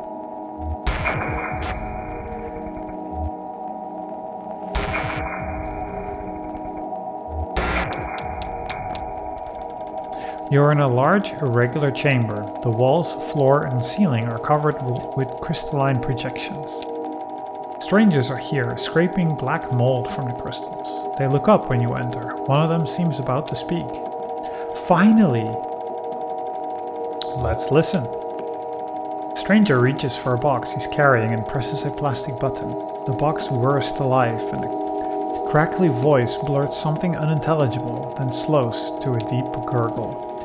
He looks at his companions momentarily in confused disappointment, then he returns his awful gaze to you. Joseph flees through a tunnel to the north.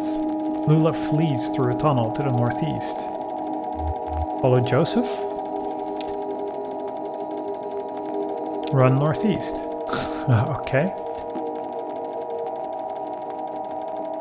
Joseph scrambles across outcrops of crystal as you struggle to follow him in the dark. He calls back, breathlessly. I mean, I typed, or she says, follow Joseph. Conway types run northeast after Lula anyway. But then we're still going with the Joseph line. Okay. What happened to Lula? Lula, are you back there? Keep going. Joseph climbs through the cave into the darkness, and you follow behind as best you can. Keep up. In the distance, you hear the strangers return to their work, scraping the crystals. But they didn't necessarily do any harm in any sort of way that we know of. You are in bed quilts, a long east-west passage with holes everywhere. Joseph is here, panting for breath. Damn, did they follow us? Where's Lula? Search for her. I only understood you as far as wanting to search. You have to be more specific, yes. Search with the equipment?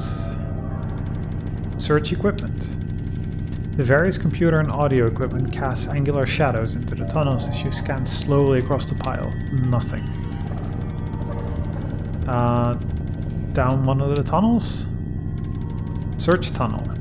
You select a tunnel at random. Your lantern illuminates several sets of footprints on the moldy cave floor, but they are impossible to identify. Lula climbs down from a rope still tied above. Is it you, or more shadows? Lula advances carefully.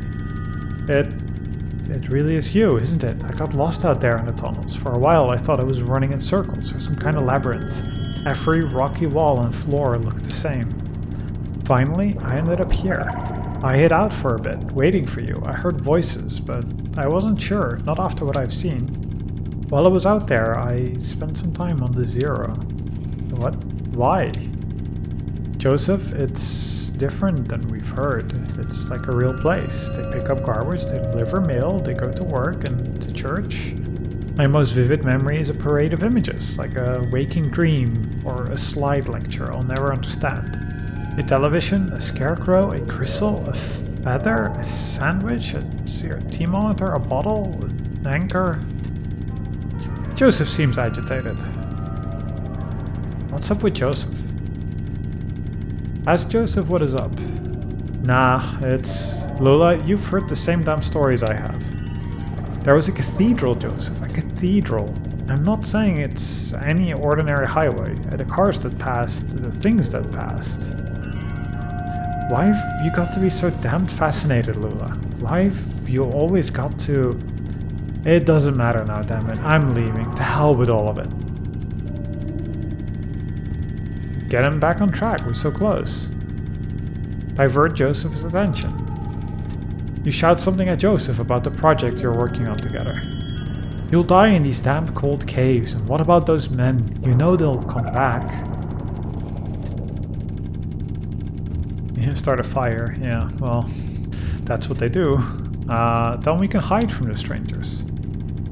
Suggest finding a hiding place. You shout something at Joseph about going deeper into the caves.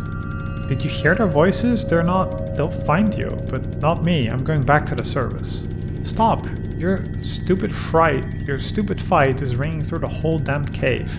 Joseph is right. We can't stay here. I'm leaving too, but I'm not going back to the surface. I'm taking my station wagon. I'm heading down to the Zero. Make sure she takes us with her. Get Lula's attention. You plead with Lula about your continued collaboration. I'll send you this tape when I'm done recording. I'll put it in the mail, and then you can see what your damn machine does with it. Lula and Joseph have left.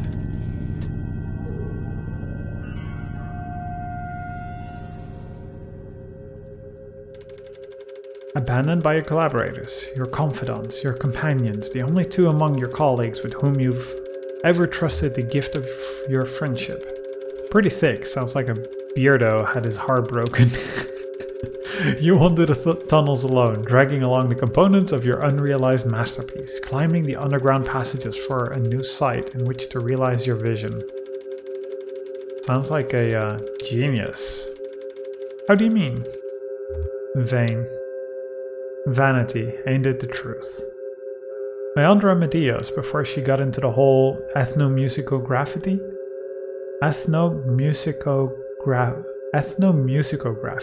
thing, she was a painter, mostly nudes in oil. She had this model, I'll never forget him, big, classically physical guy.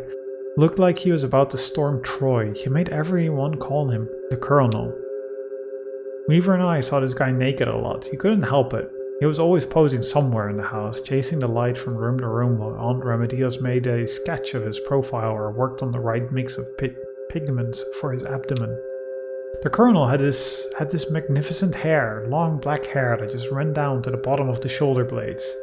One evening, he was standing next to an open window in the back of the house. The sun was setting, early spring, I think. It was kind of windy. Aunt Remedios was trying to get his hair right. She kept arranging it, like half in front, half behind, running over his shoulder and laying it across his chest in this very specific way. But it itched him or something, and he'd do this weird indignant shuffle thing, or the wind from the open window would push it around, and he'd start and turn his neck when Weaver or I ran by, and everything would be tangled again. The final product was a swirl of black lines, billowing around the top of his neck. Weird thing is, I don't even remember his face now, just that black swirl. Probably the best one she ever painted. That was a long story for nothing.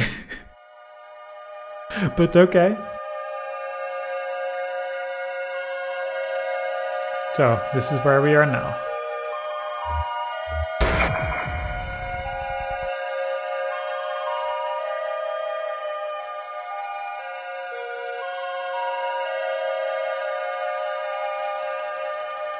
After what may have been years, you stumble out of a tunnel into the cavernous open space.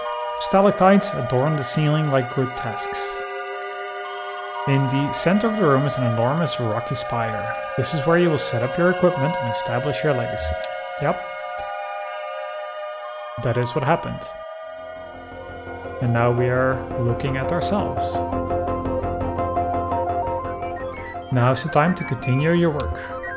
Research assistance, 0. Realism index, 37. Romance index, 2%. Mold coverage, 0. You may hire a new research assistant, assign assistants to a task, or sleep until tomorrow. Hire a new assistant. Uploading job advertisement to university message boards, and we will get one. And Amy, yes. Hire another one, I guess. Uploading job advertisement, yep. No new applicants, okay. Then assign them to a task. You may assign research assistants to debugging, transcription, or speculation. So the question now is, or the way I'm seeing it, do we pick what Donald actually picked, or do we go for something different and try and change reality? Is that what we're doing? I'm not sure that's what we're doing, but... also this spiral that I was showing, it really reminded me of Frostpunk. Just like this central core with these, you know, these slices of the pie. Speculation. Assigning available research assistant to speculation. Okay. And a new one. No new applicants, okay. Then sleep. Time passes. Amy makes a convincing argument for the edibility of stone. Now's the time to continue your work. Realism index 32%, but more romance. Mold coverage, okay. Well, I guess we hire a new one. Greg, who studies architecture, okay. Transcription, who studies architecture. Transcription. Assign how many to transcription? 1.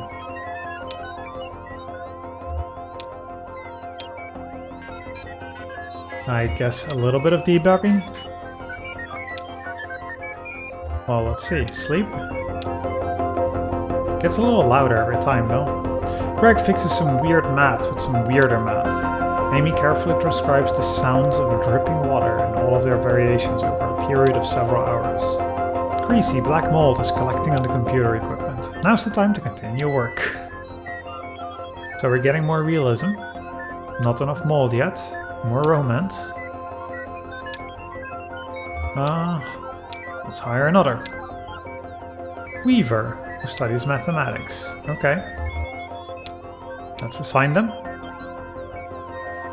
Let's go less realism, more speculation. Assign 2. So it doesn't actually ask you if you pick 2, like which ones do what. Transcription. So it just kind of doesn't deal with the names anymore now. That's okay, I guess. Time passes. Weaver types up some lurid imagery from a dream journal. Greg muses about the lives of fungal colonies. Amy discards centuries of exhaustive data on the uniformity of cause and effect. Intruders! The strangers are doing something to the equipment, but you can't make out what. You hide behind a rock until they leave. With trepidation, you emerge from your hiding place hours later. Now's the time to continue your work. I'm not convinced this is getting us any closer to the 0. Well, we have 3. Realism went down, romance went up, and we have no more mold. Not sure we should try to quit and start over. No. Andrew, who studies statistics, okay. Maybe we needed more debugging? 2 to debugging? The fact that it gives me the option to start over, I find interesting. Pick 2. Just see what happens. It makes me feel that I did something wrong. Amy makes adjustment to the echolocation algorithm. Bats now fly normally instead of getting hung up on each other's wings and clustering together like horrible leathery tumbleweeds. Weaver widens tunnels slightly to reduce the need for extra crouch commands. Andrew posits that nature, not reason, is the master of industry. Greg had ideas. Weaver follows the strangers into the tunnels. She doesn't return, but neither do they. Now's the time to continue work. We have a lot of romance. We have some more mold. Maybe we shouldn't hire more research assistants. Well, probably we do, but... Rick, library sciences, okay. I guess we do a lot of speculation? 2 in speculation. Assign more. On debugging, I guess. And sleep. Rick identifies a bug with oxygen level simulation, but is unable to fix it. Amy fixed bugs. Greg had ideas. Andrew had ideas. Greasy black mold is collecting on the computer equipment. Okay. This doesn't seem to be helping. Well, who knows? Maybe it is helping. I mean, the game is kind of telling me that I didn't do something right. But I mean, we must get something to 100%, right? Everyone on speculation. See what happens. Rick had ideas, Mary Ann had ideas, Andrew had ideas, everyone had ideas. You dream fitfully. You, Lula, and Joseph stand in a hallway. The walls are blank beige. It's just after winter quarter, but before spring, so there are no students around. Joseph says something clever, and Lula leans on his shoulder. You wish that, instead, she had taken your hand, or that there were other options. So we have a lot of romance, we have no realism anymore.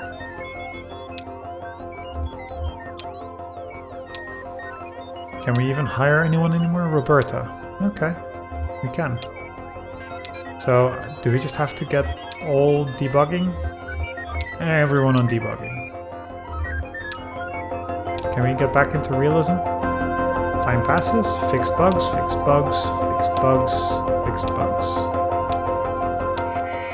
Intruders again.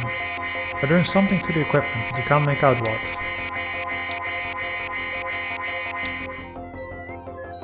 So it's the same thing. Whenever you get the higher realism, they remove the mold. They just remove the mold, seems to be what they're doing. Can we hire more people? Connection failed. University message boards have been discontinued. Okay. Well, how about we all go debugging? 6. Make it the most realistic thing ever. Fix bugs, fix bugs. Everybody fix bugs. A mail carrier on bicycle brings you a sizable bill from the power company. Now's the time to continue work. So we have full realism now.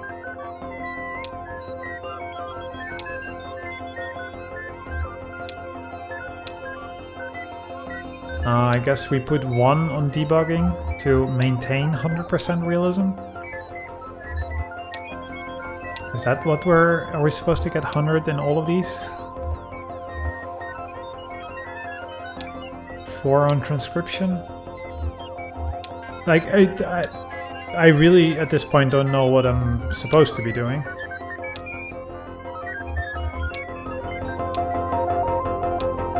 Fix bugs extensively notates tunnel diameter as a function of length. Summarizes the migratory patterns of bats through the tunnels. Transcribed experiences. Andrew transcribed experiences. And he had ideas. So we need a lot more romance, which we're not getting. I don't know what is expected of me at this point. How about everybody transcribe then?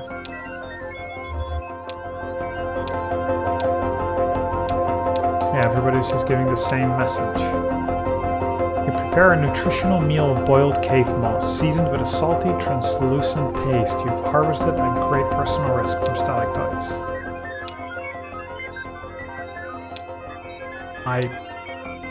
I don't get it. I feel like I just need to start over. Because I feel none of this is achieving anything. Everybody just had ideas. Your habit of absentmindedly chipping away at cave crystals and sprinkling their dust in the air behind you has paid off. Just a few feet down from the tunnel blooms a small but kaleidoscopic garden of crystals.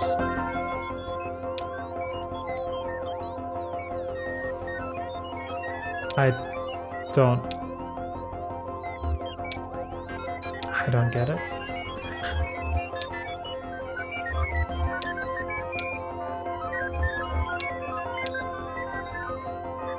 I feel maybe if I start over again, it'll give me different dialogue.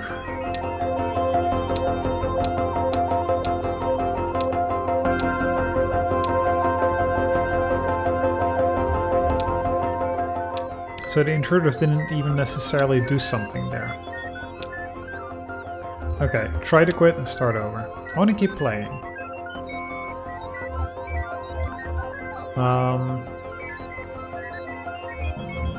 I'm not sure. We've got stuff to do. Quit. Are you sure you want to quit? Yes? That was a rhetorical question. Quit game? I only understood you so far as wanting to quit. Maybe we have to lose or die somehow in order to start over. Eat the lamp. Eat the lamp. Don't be ridiculous. Maybe we have to wait it out? Wait indefinitely. Time passes. Research assistants come and go. You don't encounter the strangers again, but sometimes you can hear the uncanny echoes of their voice off in the tunnels. Years pass. Mold accumulates. You and the remaining assistants take to the burning, disused equipment in the center of the room. The black mold is intensely flammable and makes an excellent catalyst. It leaves behind a sweet, narcotic perfume. One night, you have visitors, outsiders, different ones. Then, later that night, an old friend. He really did go deeper into the caves. Premature and a file. So someone else is coming to visit. Who? Joseph? End of acts, or what? Scene 10. That's a lot of scenes.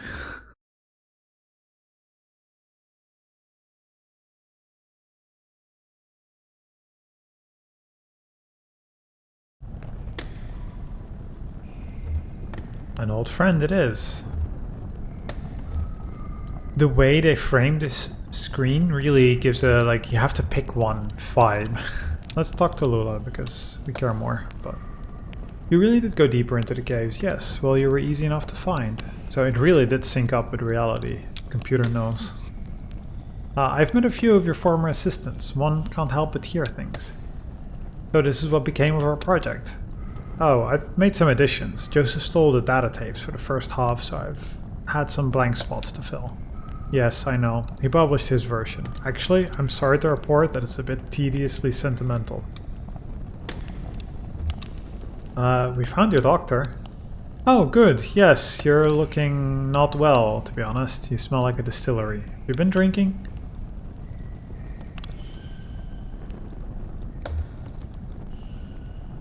We've been looking for you. So you found the address data? Just pass it over to Donald here. Donald, will you be a dear and crunch these numbers? We're looking to sort out a street name collision. Dogwood Drive. Wasn't the Bureau going to process it? I insist. I have cycles to spare. I'll just pack my pipe and get to it. I should only be an hour or so. Andrew will carry it over to... I'll be at the Bureau for the rest of the night. Just mark it private materials for the attention of Senior Clerk Chamberlain. How do we get to the Bureau from here, though? The bridge. Yes, the bridge. Through the gate over there. Now, we too reside into history. Good night, Donald. Meet me at the Bureau and we'll get you on your way. Head counterclockwise to the cathode ray, then turn around. Then it's just clockwise until you find the Bureau. Between us, I think you should drive. Well, I guess we go to the gate then.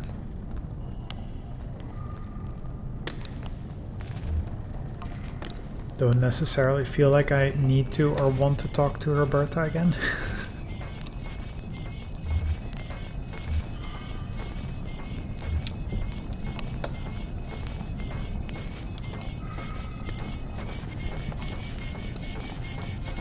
Yes, thank you. Please start running.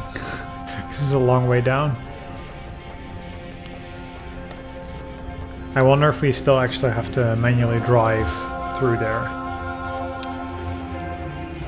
Or if it will just kind of do it now and we just look at the bureau again.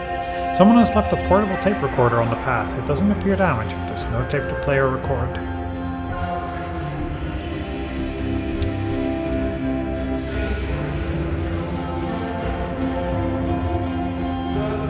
And a bookshelf this time, okay? The bookshelf was carried only part way up the path before the project was abandoned. It's still useful. The peak of the spire is crowded anyway.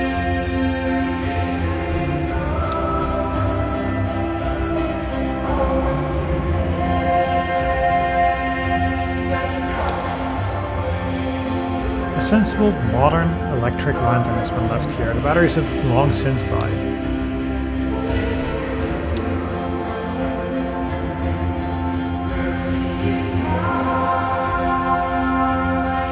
Such a completely nuts and fascinating game. Thanks for waiting, Blue. We were gone a bit longer than expected. Very sorry for that. It'll be okay, Blue. All will be okay. What happened up there? I'm not sure. Very mysterious, man. I'd say. Alright, let's do the driving around. They get distracted? No, they head back into the night.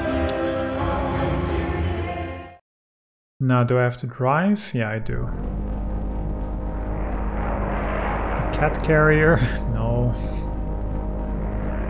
Backpack, so this is the same path. Tape recorder, yeah. Bookshelf.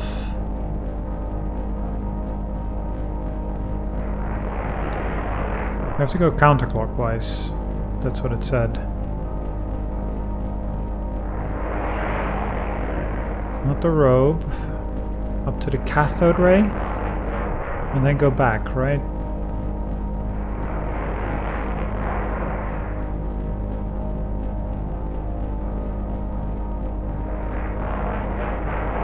No, I think that's wrong.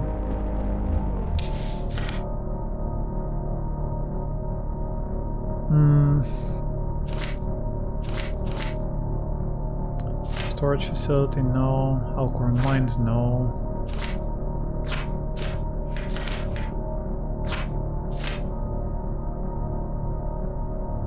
Well, I guess we just don't know. I thought you said up to the cathode ray, going counterclockwise, then turn around.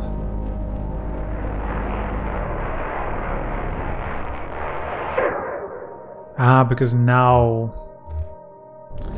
you have to do it that way, right. Children? About a dozen children are gathered in a shallow dry basin to the side of the road. They're seated on overturned pots and pans arranged in three configurations. One group of 5 children are clustered to the right, one group are arranged loosely in the center, all facing an older girl who sits in 3 pans stacked together. The boy at the head of the arrangement looks sternly down on another child. A younger boy kneeled on the stone floor without a pot to sit on. A spare stock pot, perhaps belonging to the younger boy, is set to the side.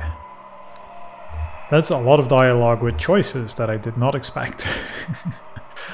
Sit on the right. Ezra seats himself on the right. One of the other children passes Ezra a leaf and a small stick with which to take notes. The older girl takes a wide brown leaf from the floor next to her and pretends to read off a list of charges. The younger child is accused of making agreements for trading card exchanges, which he was not able to honor. The judge calls a parade of witnesses from the middle group to testify about the defendant's behavior and character, and any related contractual breaches. It is time to pass a verdict. Ezra and his fellow jurors are sequestered a few feet away. Vote not guilty. They agree that the exchanges were not properly documented and the defendant should walk free, but under careful scrutiny. A group of children reconfigure themselves and a new trial begins, with the former defendant now as judge.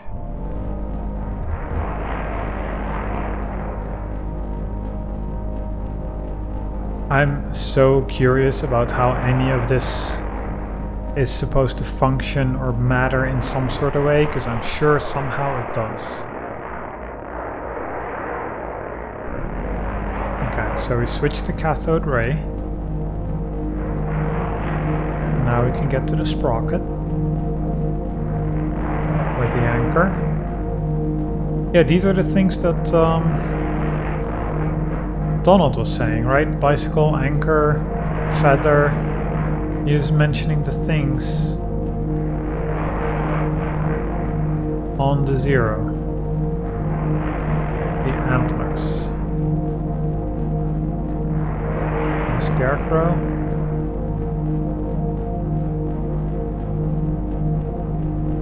The bureau. Hey, we made it. Blimey, didn't think we were ever going to. I was also seeing the, the Z's in the lower left corner, thinking maybe taking a nap would just teleport us there. But who knows, really.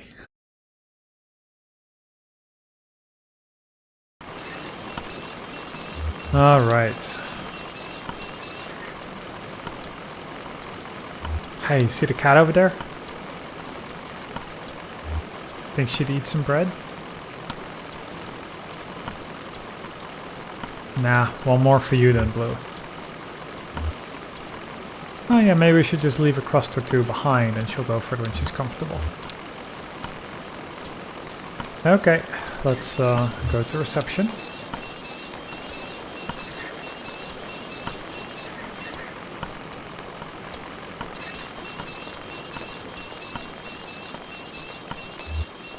It's a lengthy chapter, I must say.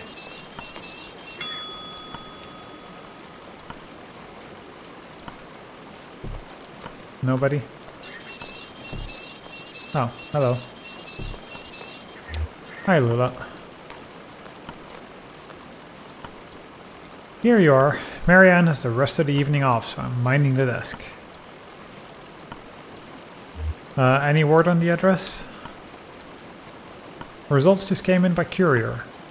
Good news, Donald and his assistants were able to sort through the noise. I had Rick cross-reference their results against some of our records. He found a corresponding mail stop on the Echo River route.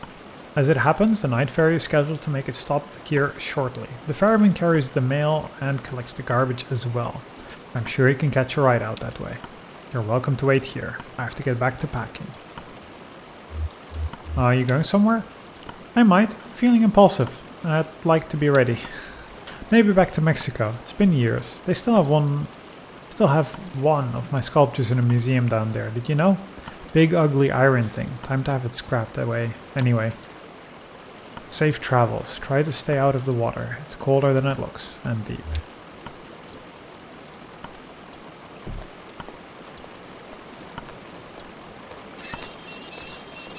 Well, doesn't seem like we can go down here with these steps, and it's a ferry we're waiting for, so... Well, I guess we just press the big wait button. How long do we have to wait? Oh, who knows. Alright, what happened? Up to you. It's okay, you can tell them. It doesn't matter anymore. Fine. So, we were in that graveyard. Did we just get a cutscene? Takes control away.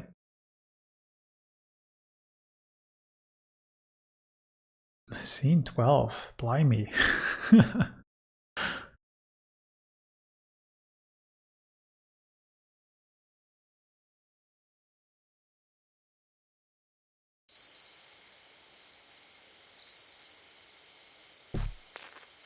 Yeah, so they run out. Yep.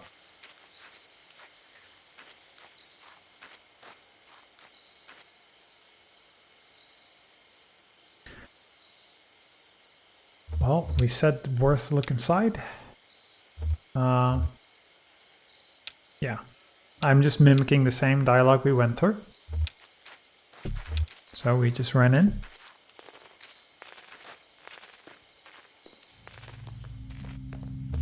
Sit or floor? Floor? The church floor is cold metal, scuffed and flexed by unknown boot heels. Why is it ominous? It's music. Nothing else to do, so let's just sit.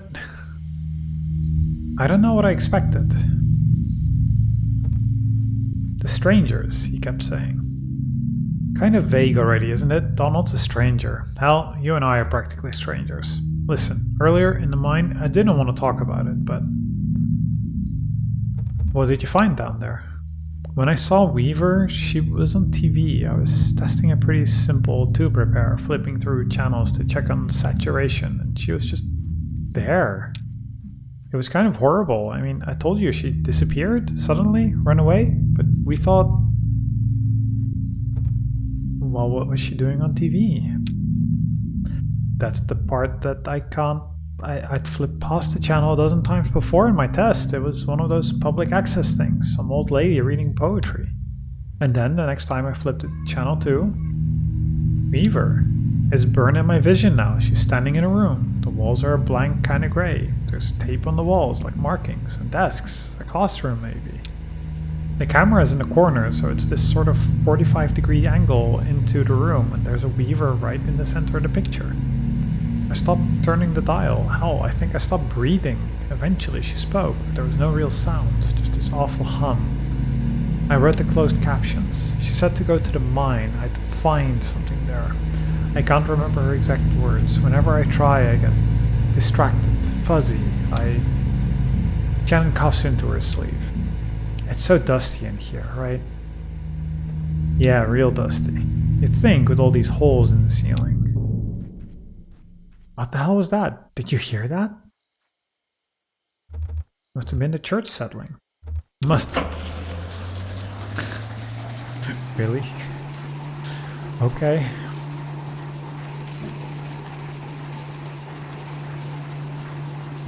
Yeah, this makes sense. Why not?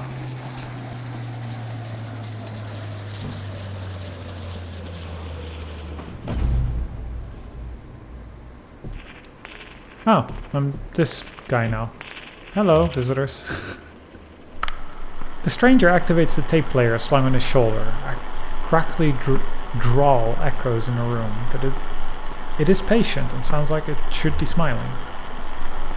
My regrets. I hope I didn't keep you waiting long. We don't see a lot of foot traffic these days. I guess you're here about the job. I'm afraid we only have one opening at the time. Horrible business. We're actually looking for some information about an old computer. Certainly, I'll tell you everything you need to know. I've only just met you, but I feel certain there's a place for you here. I'll just take you over to meet the dispatcher. Show you the trucks, get you familiarized. You can converse as we go. What is this place? Some kind of factory? Yeah, maybe, but for what? Why hidden away like this? What's that smell? Like bread? Baking bread? Please, follow me.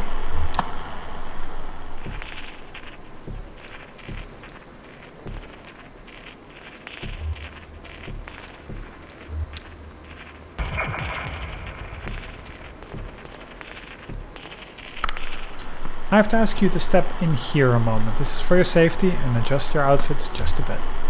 There's some protective headwear up on the wall back there. Please remove your shoes and eyeglasses. We don't wear glasses. So then that won't be an issue. Well, do us a favor and put on the headwear anyway. Just this way.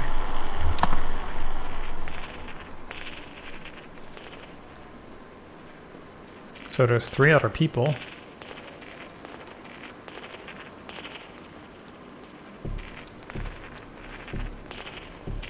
It's such a creative game. Just, oh my god. I guess they can sit there. Wow, check this stuff out. It must be decades old, but it's in perfect condition. You really like old electronics. Yeah, I've got it bad. Haha. That's why I got into this business, to keep old stuff like this running. Seems like such a shame to let it fall into ruin, you know? Like that computer back in the cave, Xanadu. Decades of engineering, thousands of years of mathematics and philosophy, all petrified into living stone. How could you just let it fall apart?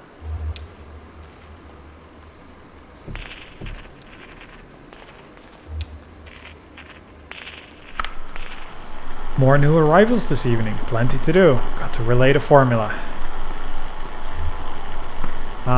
We actually just need to ask you about a computer. No, the orientation is all done by voice and roads. We don't believe electronics have a role in our company culture. Computers are tools. Plenty of interesting mechanical this and that ahead, though. Shall we move on? Okay. I mean, clearly we can only go down, so...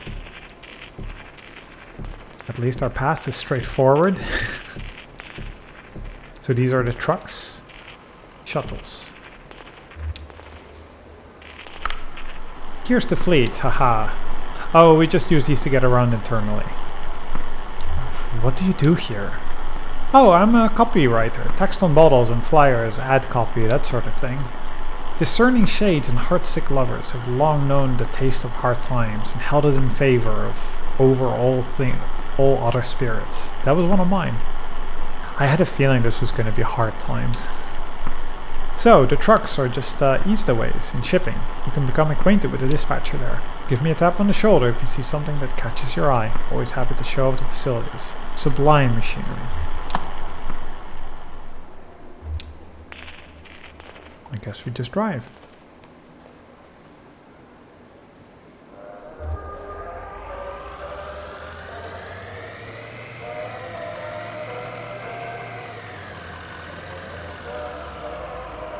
No, it doesn't let you go over there.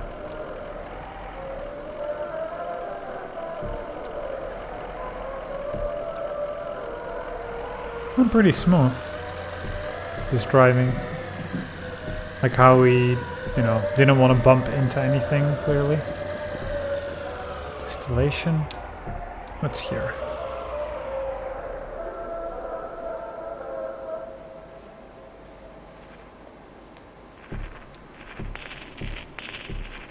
Warehouse. Feel that draft of warmth? Like a summer breeze. This is the aging warehouse. It's heated artificially?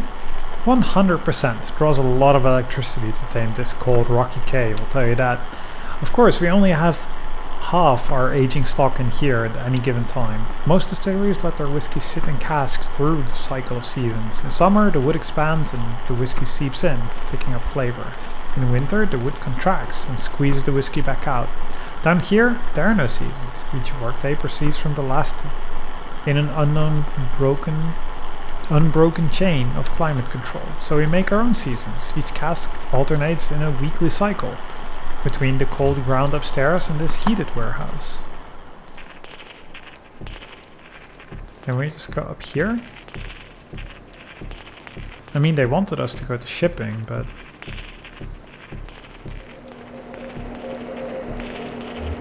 Computers. Please don't touch a thing. Very sensitive devices. We're not even allowed to run the formula through them. What's the formula? Huh? Oh, the formula changed our lives. Once, years ago, we were as prisoners to the intricacies of our debts here.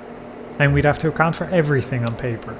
Compounding interest by hand, reassessing amortization and leveraged asset distributions according to nightly merit decay. Then she stepped out of the dark caves to show us the light of the formula. She had a brilliant grasp of mathematics and a saint-like way of speaking right through the numbers. Weaver? Now we just plug our daily numbers into the formula and run it all through the adding machine. We occasionally suffer some surplus drift, but she instructed us on all the necessary adjustments. It was devastating to see our revered mathematician go, but she was needed elsewhere. Her legacy abides. We have some computer issues of our own. Computers. Personally, I'm opposed, on principle. Am I boring you yet? Are you simply dying of boredom? I myself could discuss this matter past sunrise. We're trying to fix this old computer in the caves? Of course, I'm boring you. Let's move on. Clearly we're never gonna get anywhere, so... More of these old computers. Looks like about the same vintage as that stuff in the cave. What's the little screen for? Oh wow, good eye. This is an XY monitor. They use them in oscilloscopes in arcade games, or they used to anyway. It's rare stuff. Hey, is this like antiquing with Lisette for you? Haha, I probably sound kind of ridiculous, waxing on about vacuum tubes and oscilloscopes. It's good to have a passion. Yeah, I guess it is. Someday you'll have to tell me what yours is.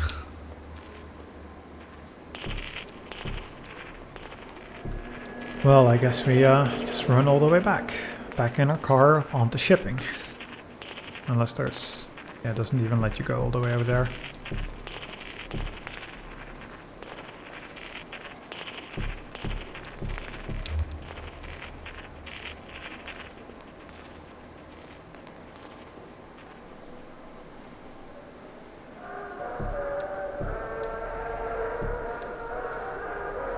That is eerie jazz. Sounds about right.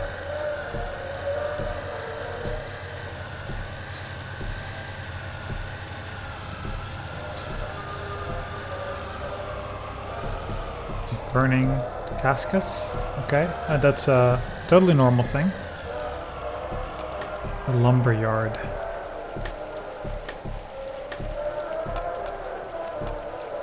Can you just reverse?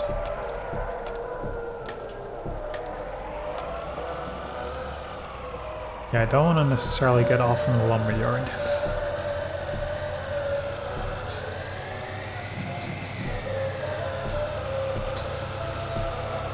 Malting and bottling. I accidentally seem to have clicked out of the screen, or out of the window. Out of the monitor, I should say. So sorry for that little hiccup. Well, I guess let's go this way.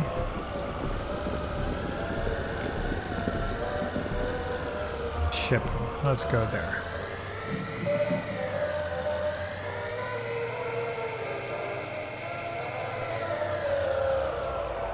Well, that was not very far. Same kind of truck, eh? Here it is. Now I have to ask, as a matter of course, what kind of experience do you have driving trucks? I used to drive long hauls. It's a lonely kind of thing, or so I hear. And you can drive safely, can't you? I haven't any doubt now. It's only after what happened with Miguel this evening. I've been driving all my life, for better or worse. I suppose that's all you must say. I like that. Never say more than you must. It's boastful and ugly. I'll do pity ill-faced Miguel. He was good company. And slow to anger, but if we're speaking confidentially, well, with all that lost product to be repaid, bourbon and glass stashed across the interstate and a few casks too, we're all just thankful he had no next of kin. So, let's see if we can ring up the dispatcher. He starts the truck and switches on the CB radio, close band radio. A deep, monotonous voice drones from the dashboard speaker. 10:20 on that load, come back. Number 1, up in the Hummingbird Cave, 10:12. City Kitty. This is a good time, dispatch. We may have found Miguel's replacement. Thought you might like to get acquainted. 10:09, come again. Introduce yourself. Pleased to meet you. Tell dispatch something impressive about yourself. They're very well regarded here.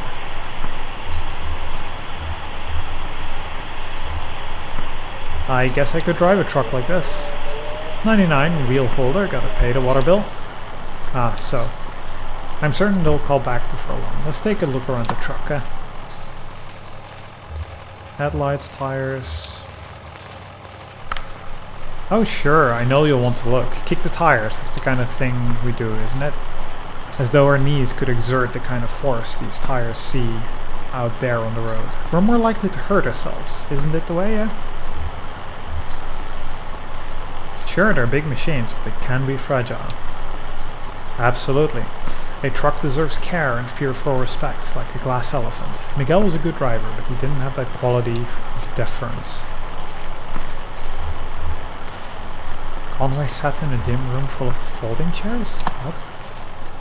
The walls and ceilings were painted with old smoke. Someone read from the book. He drank coffee, as it is.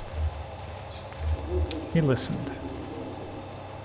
The speaker listed all the things we tried, that we, most people in the room, were probably there by court order. A few others shared. They spoke in abstractions like a program of action, a good orderly direction, spiritual but not religious, religious but not spiritual, all the things we tried.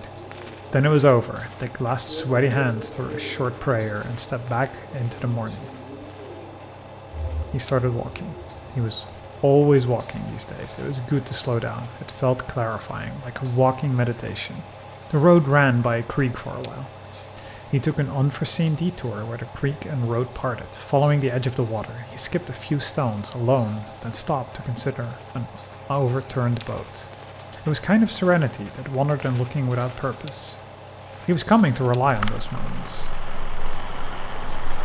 Now, what else can we show you? The back, I guess?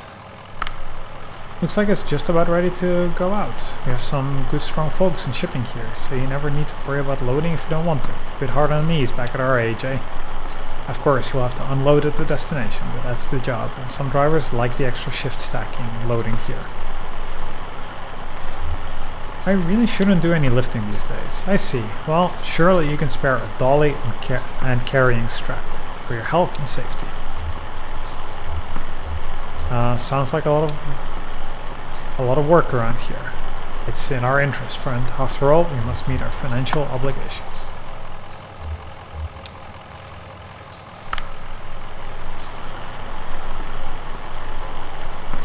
The headlights work fine, see? Do little fiddles with the controls. That's important. Most of our product goes out at night. You never know who you'll run into in daylight. The dusk can be treacherously misleading with all the indirect light. The magic hour, eh? Magic hour, sure. The angle of the sun at dusk and dawn means the light is most in direct reflections from the sky. Everything looks like a movie, it's all a bit softer. Drivers sleep in the day then? Sure, those that sleep, Miguel pulled extra day shifts when he could. Sometimes he'd help me, you know. Sometimes over and bottling. He shouldn't have been driving at dusk. Weird shadows, soft lights, dangerous. Headlights look, pretty okay. That they do. Moving on.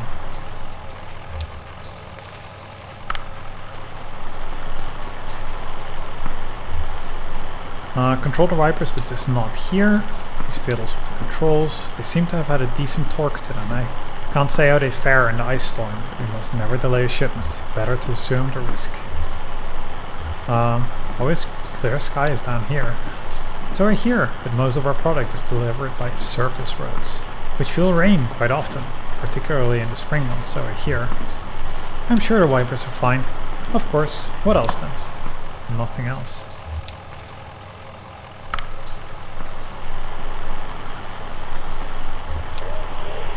Driver, come back. Ah, there's dispatch. Now tell them about your experience. Tell them the truck's in good shape. Tell them you'll start in the morning. Truck looks good. We've been over every inch of it, dispatch. Like it just came off the assembly line. Dispatch, got 2 black eyes and a flock of crocodiles. Come back. 10-4, back it down and prick your eyelids. Come back, Glenn. Come back, wheel holder.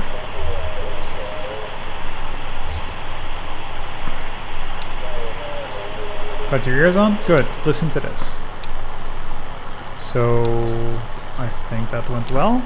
Let's head back to logistics and seal the deal, eh? I've got more thing to show you.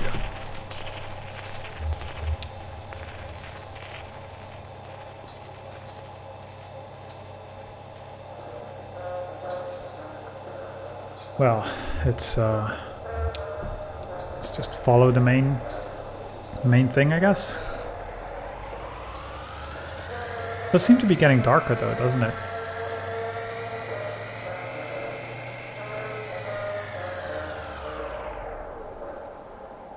Park neatly, of course, very important. Didn't park as neat as he could.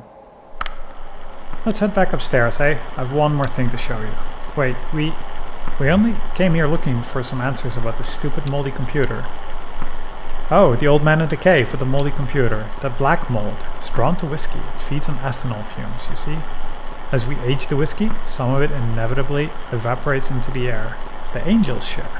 It goes through the vents here and out into the caves. If we can scrape up the mold, we can usually apply some pressure and cold to it. Squeeze and condense the angel's share back into drinkable whiskey. Every drop counts when you're making a living on the stuff, so we'd go down and scrape it off his equipment, just like any other place it grows. He kept sending his people here to drive us away. Paranoid, truly paranoid. Well, now we have the formula, so we don't need to go collecting mold. One thing I know, that computer's been running for decades. Switching it off for a minute and let it rest. That'll get you going, I'm sure of it. So, join me upstairs?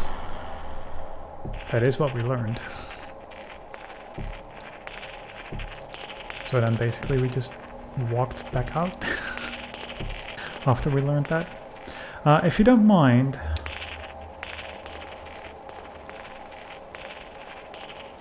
put off or take off the hats, sit back down, go back up.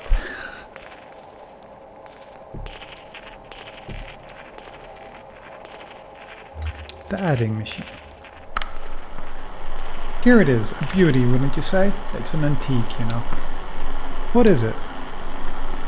Well, it's an adding machine. This is where we come for a daily ritual to calculate the day's interest and repayment according to the formula. I usually do so at the beginning of my shift, so I know how many hours I need in order to keep up. Yes, I believe you'll do well here, sir. Happy to have you. Congratulations, you're hired. Wait, we can't... It's customary here to start each day with a shift drink. Let's make it special. Mark the occasion. This is the top shelf stuff now. Single barrel. He doesn't... Down the hatch. Vinum memore mors. I guess we have to. Decent enough. Welcome aboard. He's not working for you. We have to get back to our... He has a delivery to make. What's this? Not working? Are you turning down this opportunity? She's right. I have to make this. I'm disappointed. I'm afraid that leaves us with a delicate problem, as I indicated. This is top shelf stuff you're drinking now. It isn't cheap. If it's not your first shift drink, well, there's the matter of this tour just now. My time and experience are billed at quite a premium. This is not good for you, my friend. We're quite deep. By the back of the envelope estimations, well, we have that in common, I suppose. All of us. Yes, I'm afraid you'll have to work this off somehow. It's just the way of it. What's happening right now? You can start tomorrow. Take this time to settle your affairs. Of course, the interest begins to compound immediately, and, well, we'll go over the formula when you get here. I should get back to work. See you tomorrow, then.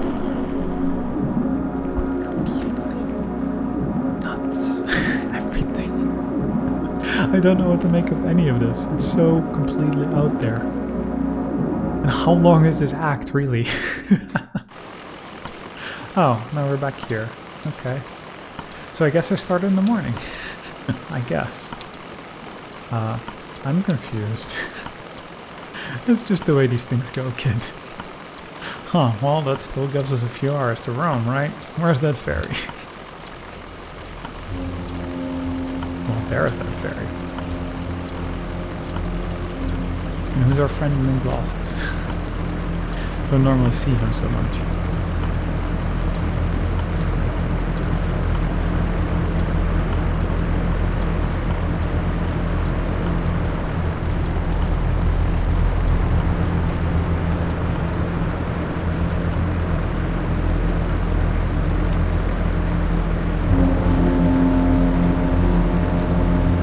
That's a mammoth.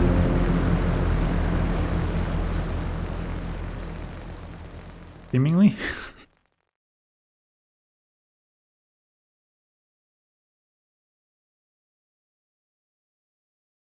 End of Act 3. Well, it's been an interesting one.